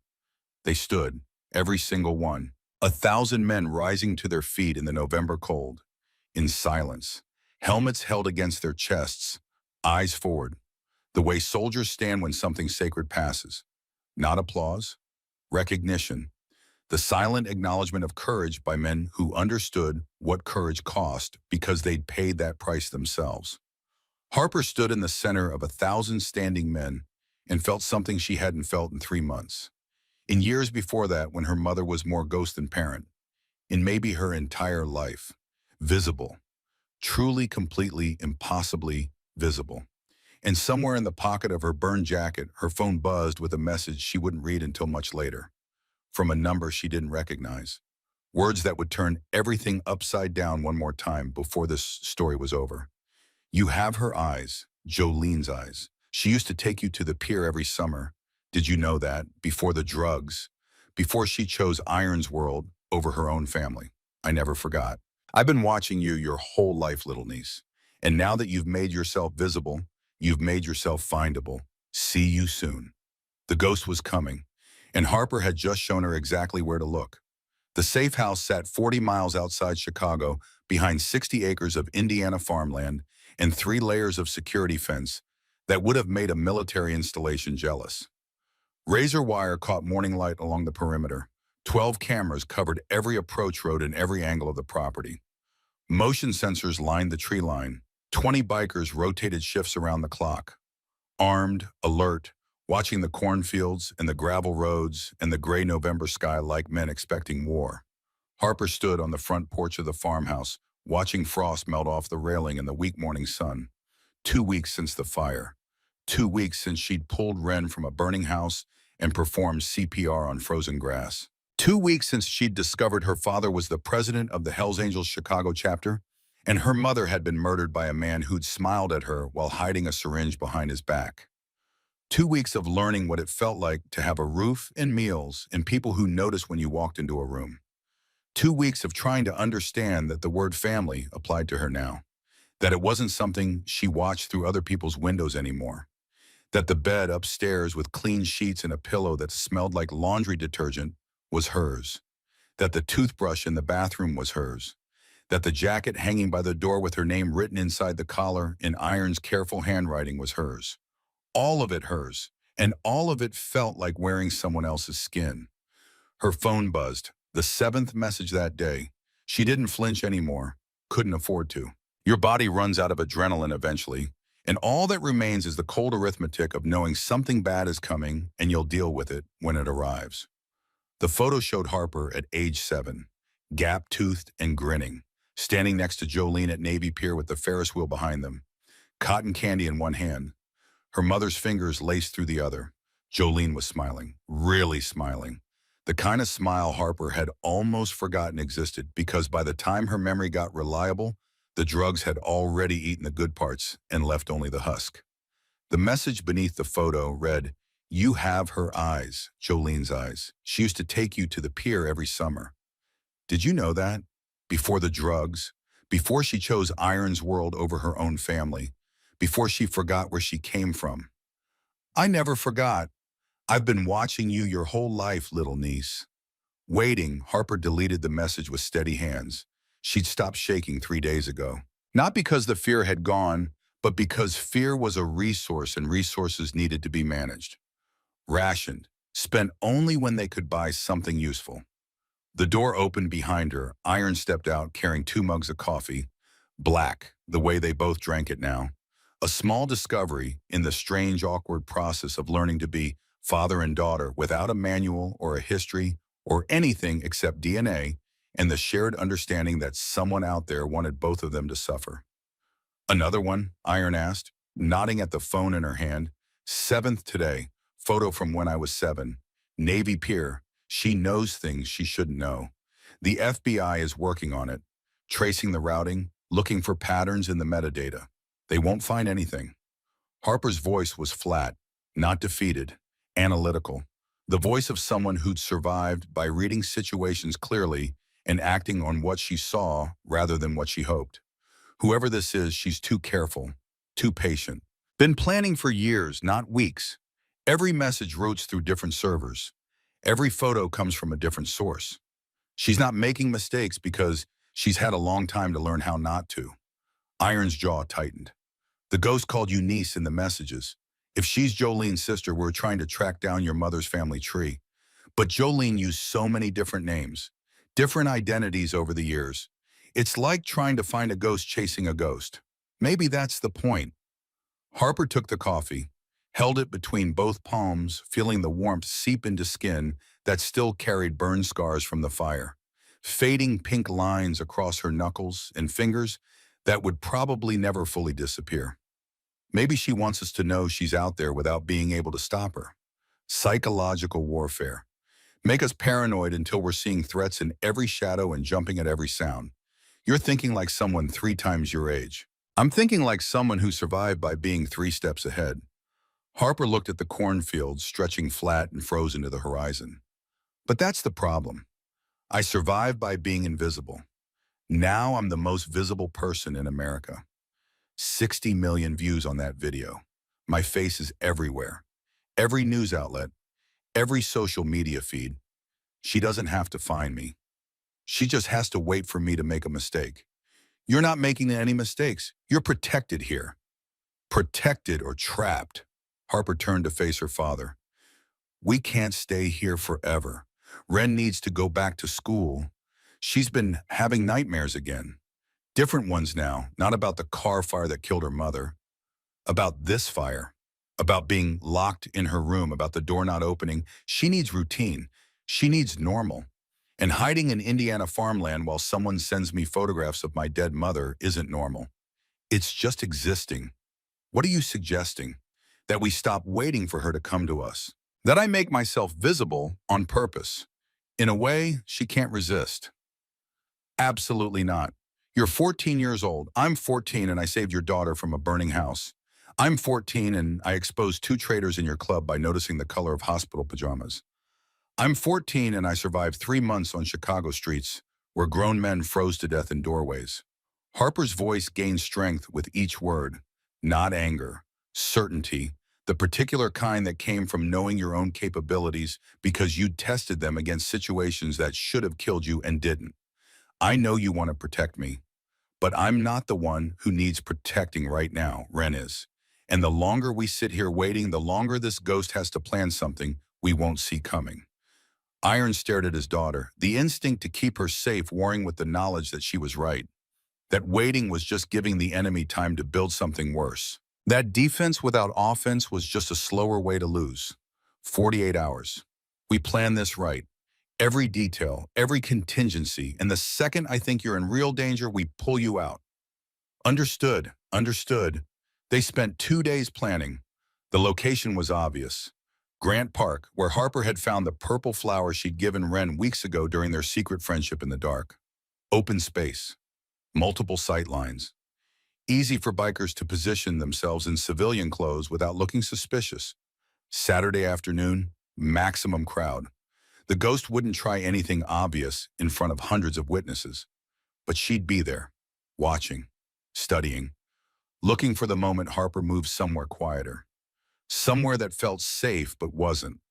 On Friday morning, Harper posted to social media for the first time since the video went viral. A photo of Chicago's skyline at sunset. The caption simple and direct. 2 weeks in hiding is long enough. Coming home tomorrow. Grant Park, 2 p.m. Time to stop being afraid. Time to be visible. For all the invisible kids out there, this one's for you. Within an hour, 50,000 likes. Within 3 hours, national news outlets were running segments. Homeless hero returns to Chicago. Brave teenager refuses to hide. The narrative was perfect. Exactly what they needed to draw the ghost out of whatever shadow she'd been watching from. And somewhere Harper knew the ghost was reading every word, planning, getting ready to make her move. Saturday came cold and clear. Harper dressed carefully. The leather vest Iron had given her worn openly over her jacket. Hell's Angels prospect patch visible on the back. Let the ghost see it. See that Harper wasn't alone, wasn't unprotected, but was still willing to stand in the open. Still willing to be found.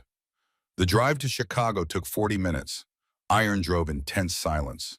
30 bikers were already positioned throughout Grant Park in civilian clothes, forming an invisible perimeter that covered every entrance and exit and bench and pathway.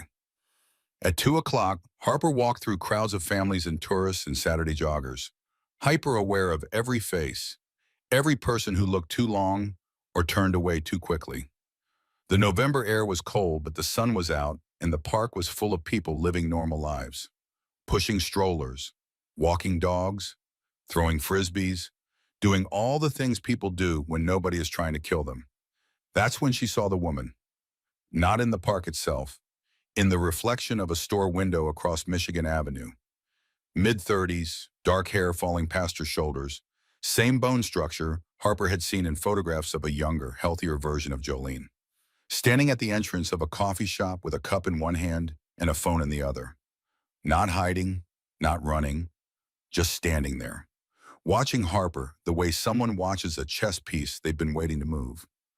The woman smiled, mouthed 2 words across the distance. "Hi, niece." Harper's blood went cold. Then her phone buzzed. "Nice try." But did you really think I'd be stupid enough to walk into your obvious trap? I'm not here for you, Harper. Not today. Check your security cameras at the safe house. Check Ren's room. Right now, Harper's fingers went numb. Not from cold, from the particular kind of fear that bypasses your nervous system and goes straight to your bone. She pulled up the security app, cycled through cameras with hands that had stopped shaking days ago, but were shaking now because this was different. This was Ren. Living room, clear. Kitchen, clear. Hallway, clear. Ren's room, empty. The bed made. The window open. Cold November air pushing the curtains inward like the house was breathing through a wound. And on the pillow sat a single piece of paper with a message written in black marker. Trade you for her. Come alone to the address below, or I inject her the same way I injected Jolene. You have 1 hour. Harper ran. Didn't care about the plan. Didn't care about being subtle. Didn't care about anything except the 8-year-old girl who'd seen her when she was invisible and fed her crackers when she was starving and called her friend when the whole world called her nothing. She found Iron by the fountain, showed him the phone, the empty room, the message. His face went white, the color of a man watching his world collapse for the second time in 2 weeks. That's impossible. We have 20 men at that location. Security on every approach, cameras on every angle. She got past all of it. Harper was already moving toward the truck. The ghost played us, got us focused on Grant Park, every biker, every camera, every pair of eyes pointed at me while she walked through the back door 40 miles away. We go tactical, full force, surround the address she gave. Overwhelming numbers, she'll see you coming. Harper pulled free of his hand on her shoulder. She's been watching us for weeks. She knows how you think. She knows how the club operates. She knows the convoy, the formation, the way you approach a building. She'll see 100 bikes from a mile away, and Ren will be dead before you get within 100 yards. You're not going in alone. I don't have a choice. Harper's eyes burned, but she refused to let tears fall. Not now. Not when tears would cost time, and time was the only currency that mattered. She's my sister, my family, and this is my fault. I'm the one who suggested the trap. I'm the one who made myself visible. I'm the one the ghost wants, so let me be what she wants. Iron looked at his daughter, 14 years old, carrying weight no child should have to bear. Every protective instinct he'd developed over 2 weeks of learning to be a father screamed at him to lock her in the truck, and handle this himself. But the mathematics were brutal, simple, undeniable. If Harper didn't show up alone, Ren died. If Iron brought backup, the ghost would see. Ren died. If they waited, Ren died. 50 bikers positioned 3 blocks from the warehouse. You wear a wire, we listen to everything. The second, and I mean the absolute second, I think you are in real danger, we breach. We come in hard and fast, and God help anyone standing between us and my daughters. He paused. His voice cracked along a fault line Harper had never heard break before. If something happens to you, if I lose both my daughters because I let you walk into this, I won't survive it. Do you understand what I'm telling you? Harper understood. She also understood she didn't have a choice. The warehouse district looked like every abandoned part of every city Harper had ever hidden in. Empty buildings with windows like eye sockets, staring at nothing. Graffiti covering brick and layers of forgotten names and broken promises. Lots filled with rusted machinery and the corpses of industries that had died decades ago. The kind of place where people disappeared and nobody asked questions because asking meant caring, and caring about the forgotten required energy this city didn't have left. Harper walked alone down the center of the street. The wire under her vest transmitted her heartbeat and breathing to Iron and 50 brothers waiting 3 blocks away. Close enough to respond if she signaled. Far enough that the ghost wouldn't see them. The distance felt like crossing an ocean, like the gap between who she'd been and who she was becoming, like the space between invisible and visible that she'd been navigating her entire life without knowing it had a name. The warehouse address matched an old textile factory. 5 stories of red brick and shattered windows. The front door hung open, creaking in wind that smelled like winter and rust and the particular sadness of places that used to matter and don't anymore. Harper stepped inside. Darkness swallowed her whole. I'm here. Her voice echoed off concrete and steel and decades of emptiness. I came alone, like you asked. Let Ren go. Footsteps from above, then a voice, a woman's voice, calm, controlled, carrying the kind of patience that comes from years of planning for exactly this moment. Did you really come alone, Harper? Or is Daddy Dearest waiting 3 blocks away with his little army? I can see the wire, by the way, the bulge under your vest. But it doesn't matter. I expected that. I would have done the same thing. Come upstairs, 3rd floor. And Harper, don't try anything heroic. I have a syringe pressed against Ren's neck. Same compound I used on your mother.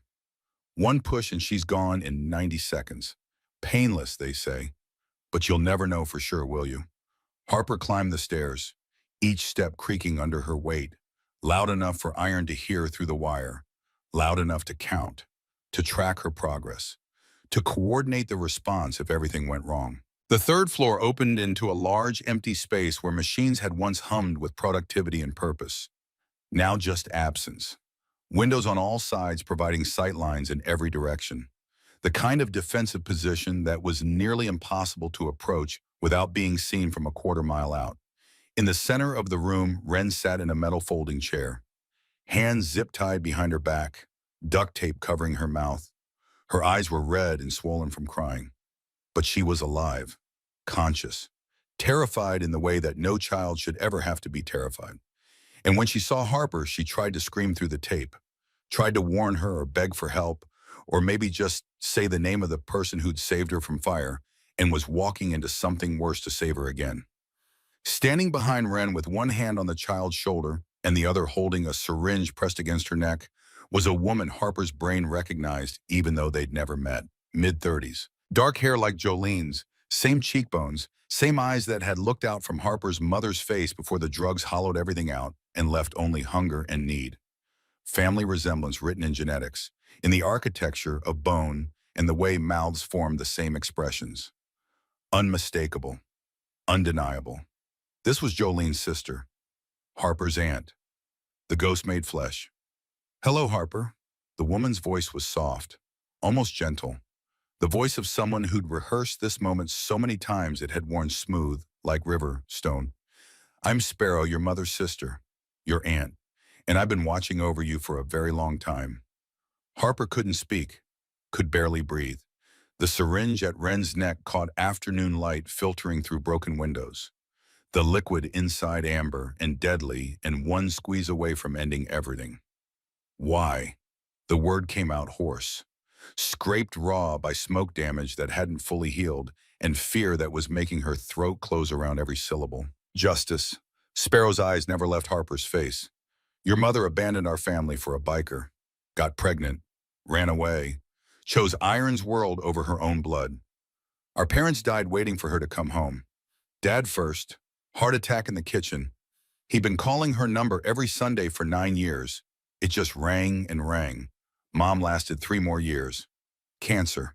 Spent her last months asking me if Jolene had called, if I'd heard anything, if the baby was okay. The baby. That's what she called you. She never even knew your name.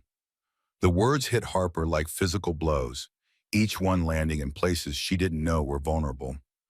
I took care of them alone, Sparrow continued. Every doctor's appointment, every hospital visit, every night sitting in a chair next to a bed watching someone I loved disappear one piece at a time, while the whole family whispered about Jolene, worried about Jolene, prayed for Jolene. The prodigal daughter everyone wanted back while the daughter who stayed became furniture. Became invisible, the responsible one. The one nobody needed to worry about because she was handling it. She was fine. She was always fine. Harper recognized something in those words. Recognized it the way you recognize your own face in a mirror or held at an angle you've never seen before. The ache of being invisible. The fury of being overlooked. The slow, poisonous understanding that the world sees you exactly as much as it chooses to, and no amount of being good or being there or being reliable will make them look your way if they've already decided you don't matter. When Jolene finally reached out 3 months ago, Sparrow's grip tightened on the syringe, called me out of nowhere, 16 years of nothing, and then a phone call at 2 in the morning, crying, saying she needed money, saying her daughter was sick, saying she was sorry, her voice cracked. The first break in the controlled calm. Sorry. 16 years, and she says sorry like that fixes burying our parents alone. Like that fixes watching mom die, asking for a daughter who couldn't be bothered to come home. I told Coyote about her. He was the one who knew people in Chicago, the one who said he could make her go away again. I thought he meant scare her, convince her to disappear. I didn't know he would kill her. Harper took a step forward, hands visible, non-threatening. But you kept going after he did, because it didn't fix anything. Killing Jolene didn't bring my parents back, didn't erase 16 years of being the forgotten daughter. And then you saved Ren, became a hero, got accepted into the club, got everything Jolene was supposed to have. And I realized, Sparrow's voice went hard, sharp as the needle she held against an 8-year-old's neck. I realized that killing you would be too easy, too quick. I needed you to understand first. Needed you to see what it costs to be visible when you're someone people can actually find and hurt and destroy. So you took Ren to prove a point. I took Ren to give you a choice, the same choice Jolene had. Family or the club, your blood or your found family. The sister connected to you by genetics and grief and Jolene's memory. Or the little girl you saved, the father you barely know, the brotherhood built on violence. Choose. I'll let one of you walk out of here. Just one. You decide which. Harper looked at Ren, 8 years old, crying silently behind duct tape, eyes wide with the kind of terror that leaves marks on a person long after the bruises heal. Innocent in every way that mattered. And Harper understood what Sparrow was really offering. A test. A way to prove that Harper was just like Jolene. That she'd choose Iron's world over blood family. A way to justify everything Sparrow had done. Every murder, every threat, every moment of terror she'd inflicted in the name of grief she'd been carrying alone for so long, it had become the only thing she knew how to feel. The wire under Harper's vest transmitted everything. Iron was hearing this. 50 bikers were hearing this. They'd be moving into position, surrounding the building, preparing to breach. But would they be fast enough? Could anyone be fast enough when a syringe took 1 second to empty and 90 more for its poison to work? There's a third choice. There's no third choice. There's always a third choice. Harper took another step forward. You taught me that. You and Jolene both. Sparrow's expression flickered. Don't. You survived after she left. You took care of your parents alone. You learned to be invisible, to be forgotten, to be the responsible one while everyone worried about your sister. I know what that feels like. I was invisible for 3 months. Sleeping in basements and eating from trash cans and learning to make myself so small the world forgot I existed. Stop talking. I know how it changes you. Harper took another step, close enough now to see the individual tears tracking through makeup that had been applied carefully. Mascara running in dark lines like cracks in a mask that had been holding for years and was finally breaking apart. How it makes you angry at everyone who doesn't see you. How it makes you want to scream at strangers on the street because they walk past you like you're not even there. Like you're furniture. Like you're nothing. I said, stop. But Ren saw me. Harper's voice dropped to something softer, more intimate. The voice you use when talking to someone standing on a ledge. Not the ledge of a building, but the ledge of a decision they can't take back. Ren saw me when nobody else did. I was invisible in her father's basement, and she found me in the dark. Fed me crackers and juice boxes and called me friend. Not because I deserved it, not because I'd earned it, because she understood what it felt like to be scared and alone and different. Sparrow's hand was shaking now, the syringe trembling against Ren's neck, the mask crumbling. You called me little sister in your messages. Not niece, sister, because that's what you wanted it, isn't it? Not revenge, not justice, not Jolene's memory avenged. You wanted family. Someone who understood what it felt like to lose her. Someone who saw you, really saw you. Not as the responsible daughter or the sister who stayed or the woman who buried both parents alone while the world worried about an addict who disappeared. Just as a person who's been hurting for so long, you forgot what it feels like to not hurt. Shut up. But the words had no force behind them, no command. Just the broken sound of someone whose defenses had been built from grief and anger and loneliness, and were being taken apart not by force but by understanding. Harper extended her hand, slowly. The way you approach a wounded animal that has teeth sharp enough to kill you, but eyes that are asking for help. I see you, Sparrow. I see you hurting. I see you angry. I see you grieving for a sister who died years before the overdose actually killed her. And I'm sorry. I'm sorry Jolene left you. I'm sorry you watched her destroy herself from a distance. I'm sorry you buried mom and dad alone. I'm sorry our family failed you so badly that this seemed like the only answer. The warehouse was silent, just the sound of Sparrow's ragged breathing and Wren's muffled crying, and wind moving through broken windows and Harper's heartbeat transmitting through the wire to 50 men who were holding their breath 3 blocks away. You can kill us both, Harper whispered. You probably will. But it won't bring Jolene back. Won't bring Grandma and Grandpa back. Won't make the pain stop. Won't make you visible in the way you actually want to be visible. It'll just make you a murderer. Another person erased by grief, another ghost. She was close enough to touch Sparrow now, close enough to see the shaking in hands that had planned this moment for months and were discovering that plans don't survive contact with someone who understands your pain because they've lived inside it. Or you can put down the syringe, let Wren go. And I promise you, I swear, on Jolene's memory, I will remember you. I will come see you. I will sit with you and we will talk about her together, the good parts, the parts from before the drugs, the parts that made her someone worth missing for 16 years. Sisters, both of us, because that's what we are. We're both Jolene's daughters. We both lost her. We both have to figure out how to survive that loss without becoming the worst version of ourselves. The syringe pressed harder against Wren's neck for one terrible second, hard enough to dimple skin, hard enough that Harper could see the exact point where the needle would enter if Sparrow's finger moved 1/fraction of an inch. Then Sparrow's hand dropped. The syringe clattered to the concrete floor, amber liquid spreading in a puddle that caught light and looked almost beautiful if you didn't know what it was. Sparrow sank to her knees, and the sound that came out of her was not crying. It was something deeper, something that had been buried for years under control and planning and rage, and was finally erupting because someone had seen through all of it to the grief underneath. Harper moved fast, ripped the duct tape from Wren's mouth, cut the zip ties with the pocket knife Iron had given her. Wren threw her arms around Harper's neck and held on with the desperate strength of someone who'd been drowning and had finally found solid ground. It's okay, little sister. You're safe. I've got you. I'm not letting go. Behind them, Sparrow kept breaking. Decades of invisible grief pouring out in sounds that seemed to come from somewhere below human language, below words.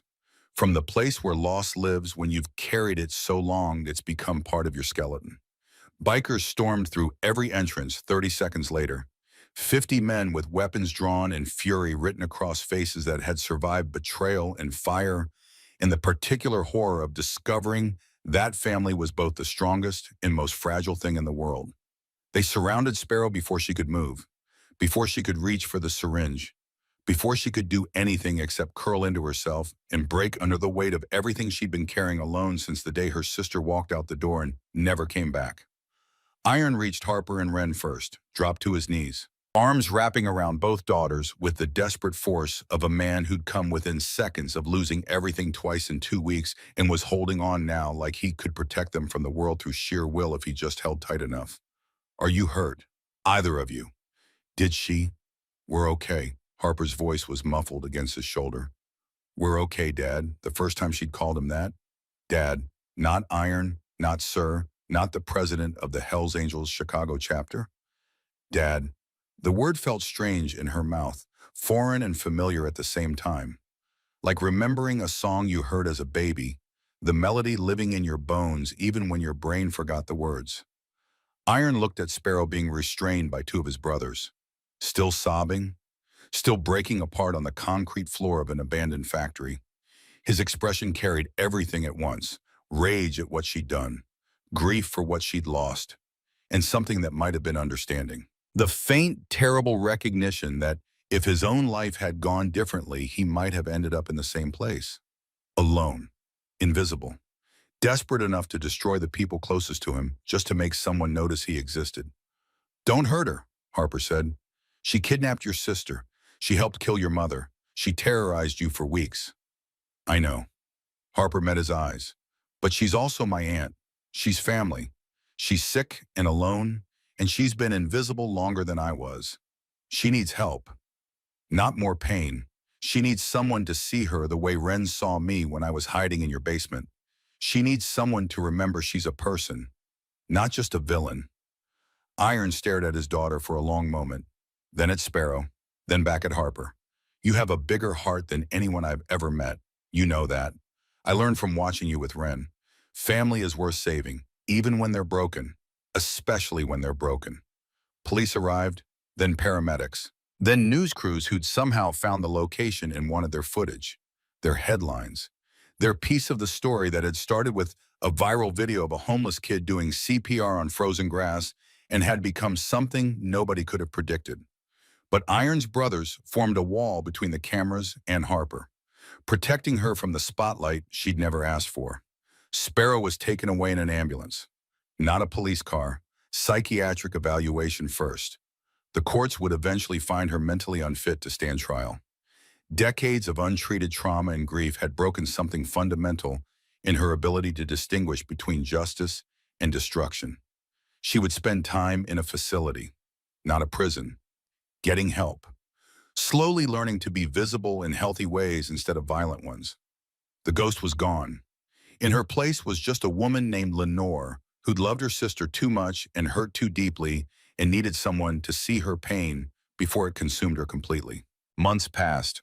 Winter released its grip on Chicago the way winter always does, reluctantly, in stages, melting into mud, mud drying into something that might eventually be spring. Trees remembering they knew how to make leaves. The city thawing under March sun that felt like the world was being given another chance. Harper stood in the parking lot of Riverside Grove Community Center on a Saturday morning, watching 20 homeless kids circle a disassembled motorcycle engine laid out on a tarp. The bike was old, a 1995 Harley Sportster donated by one of the brothers. It ran, or it would run once these kids learned how to put it back together. She was 15 now. Her birthday had come and gone 2 weeks ago with a celebration that felt like something from a movie about someone else's life. Cake with her name on it. Presents from men with calloused hands and criminal records who showed love through practical gifts because words had never been their strongest tools. Motorcycle gear. A leather jacket with patches she'd earned over months of proving she belonged. Books about engineering and mechanics. Tools of her own because Iron said every rider needed their own tools, needed to know how to fix what broke. Ren had given her a drawing, not the prophetic nightmares from before the fire. Something different, something that made Harper's throat tighten every time she looked at it. Two girls standing in front of a house, holding hands, smiling under a sun that looked warm and safe and permanent. Sisters, and underneath in Ren's careful handwriting. "We saved each other." It hung on Harper's bedroom wall where she'd see it every morning. "Okay, everyone," Harper's voice carried across the parking lot, clear and confident in a way it hadn't been 6 months ago. "This engine is basically a dinosaur. Simple, reliable, perfect for learning. Today we're going to take it apart. Not because you need to know how motorcycles work, but because I want to teach you something more important than mechanics." A girl named Finch raised her hand, 13 years old, 4 months homeless. Hollow eyes that Harper recognized from her own reflection 6 months ago. "What's that?" "That broken things can be fixed." Harper met Finch's eyes and held them. That just because something looks destroyed doesn't mean it's done. That with the right tools and the right help and the right patience, you can take something people have given up on and make it run again. She caught Iron's eye where he stood in the back, watching, making sure the kids stayed safe. Behind him, Ren was showing younger children how to hold wrenches, chattering about engines and pistons with the enthusiasm of a kid who'd found something to care about that didn't involve nightmares. Harper visited Sparrow once a month. The visits were hard, awkward, painful in the way that healing always hurts worse before it hurts less, but necessary. Sparrow was getting better, slowly, learning to talk about Jolene without rage filling every word, learning to grieve properly instead of turning grief into weapons, learning that being seen didn't require being terrifying. When class ended, most of the kids drifted away. Back to shelters, back to streets, back to wherever they went when the world wasn't watching. But Finch lingered. Harper, can I ask you something? Always. The video, the one of you saving Ren from the fire. Was it as scary as it looked? Harper thought about lying, about making herself sound braver than she'd been. But these kids deserved the truth. They'd been lied to enough by a world that promised safety and delivered nothing. It was terrifying. I thought I was going to die. I thought she was going to die. And for a few minutes on that frozen lawn doing CPR, I didn't know if any of it would be enough. But you did it anyway. I did it anyway. Because being invisible is safe. But being visible is how you save people, how you make things change, how you stop being the person things happen to and start being the person who makes things happen. Finch nodded slowly, processing. Then quietly, thank you for seeing us. After class, Harper and Iron and Wren drove to the cemetery. They visited on the 7th of every month. March 7th, the day Harper was born, Jolene's grave was simple, small headstone, fresh flowers always present, replaced weekly by people Harper didn't know, but who apparently remembered her mother from before the drugs took everything. Today, Harper brought daisies, Jolene's favorite according to Sparrow. One of the small true things they'd started sharing during their careful, painful visits at the facility, building a bridge between them, one memory at a time. Harper knelt beside the grave. Wren knelt beside her, adding her own flowers with the serious concentration of a child who understood death better than most adults and treated it with the respect it deserved. Hey, Mom. Harper's voice was soft. The voice you use when you're talking to someone who can't answer, but you hope is listening somewhere beyond the silence. It's my birthday. 15. I found Dad, found Wren, found a family I didn't know I needed. I'm teaching homeless kids how to fix motorcycle engines in a community center parking lot, living in a house with heat and food and people who notice when I come home at night. I'm visible now, Mom, really visible. She touched the headstone, cold marble warming under her palm. Sparrow's doing better? She asks about you, about what you were like before everything got bad. I tell her stories, the good ones, the ones from before, the cotton candy at Navy Pier, the songs you used to sing when you thought I was asleep. I think it helps her, helps us both. We're learning how to be family even though we started as ghosts haunting each other. Wren added softly, we miss you, Aunt Jolene. Harper talks about you all the time. You sound like you were brave and kind. Thank you for keeping Harper safe until she could find us. They sat in silence for a while. Then Harper stood, brushed off her jeans, took Wren's hand. Come on, little sister. Let's go home. That night, the house was full. Brothers who'd stood with them through fire and betrayal and fear. People who'd proven that loyalty meant more than patches and promises. Wren fell asleep on the couch, clutching the teddy bear Harper had given her months ago. The one with the missing button eye that had started everything. Late that night, after everyone had gone and the house was quiet, Harper stood on the porch with Iron. Father and daughter looking at Chicago lights in the distance. Both of them thinking. Both of them grateful in ways they didn't have words for yet. You did good today. With those kids. With everything. I learned from you, Harper said. You could have sent me away that first night. Could have believed I was a con artist like Coyote said. Could have protected yourself instead of protecting me. But you chose to see me. You earned that chance. Iron put his arm around her shoulders. Every single day you earn it again. They stood in comfortable silence. Then Harper's phone buzzed. She checked it. Not a threat, not a ghost. A message from Wren's teacher about an essay the 8-year-old had written for class. Subject line. Your daughter's hero. The essay was simple, written in handwriting that wobbled with effort, but carried truth in every misspelled word. My hero is my sister Harper. She saved me from a fire, but she also saved me from being alone. She taught me that scary things can happen, but we can be brave anyway. She taught me that family is people who choose to love you. She taught me that being a hero isn't about being strong. It's about being there when someone needs you. I want to be like Harper when I grow up, brave and kind and visible, because she taught me that hiding doesn't keep you safe. Love keeps you safe. Family keeps you safe. Being seen keeps you safe. I love my sister. She's the best hero ever. Harper read it twice, then handed the phone back to Iron with tears running down her face for the first time since the night she jumped from a burning building with a child in her arms. Tell her I love her too, and that she's my hero right back. The next Saturday, Finch approached Harper after class. Urgent, nervous. Harper, there's a girl outside. She's been sleeping in the alley behind the center for about a week. Won't talk to anyone. Won't take food. Just sits there, scared and alone and trying to be invisible. Harper's chest tightened. She knew that look. Had worn it herself not so long ago. Where is she? Finch led her to the alley. There, curled against a dumpster in clothes too thin for March, was a girl. Maybe 12.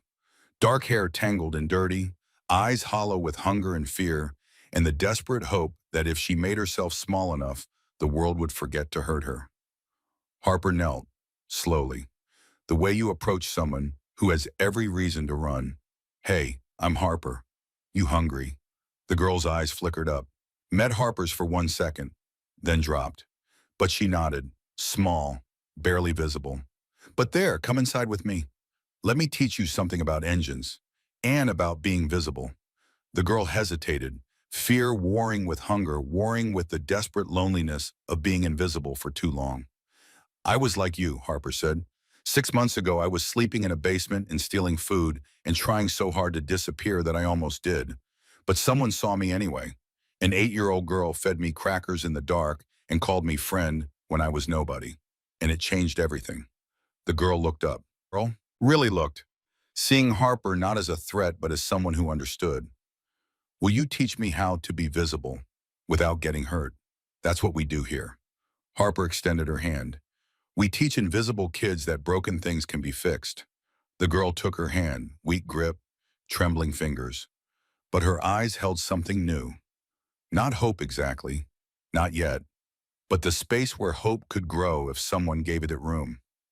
Harper led her inside, where Iron and Wren were cleaning tools, where 20 other kids who understood what it meant to be forgotten were learning that they mattered, where a community of broken people was teaching each other how to be whole. The cycle continued, one invisible kid at a time, one hand extended, one choice to be seen instead of hidden, one decision to run into the fire instead of away from it. And Harper, who'd been the invisible girl in the basement just months ago, was now the one doing the finding, the one extending hands, the one teaching that visibility wasn't weakness, but strength. That being seen was how you survived when the world tried to erase you. She looked at the new girl, saw herself reflected in those hollow, frightened eyes, and smiled. Welcome, Harper said. Welcome to being visible. It's scary at first, but I promise you it's worth it. You're worth it, and we're going to prove it together.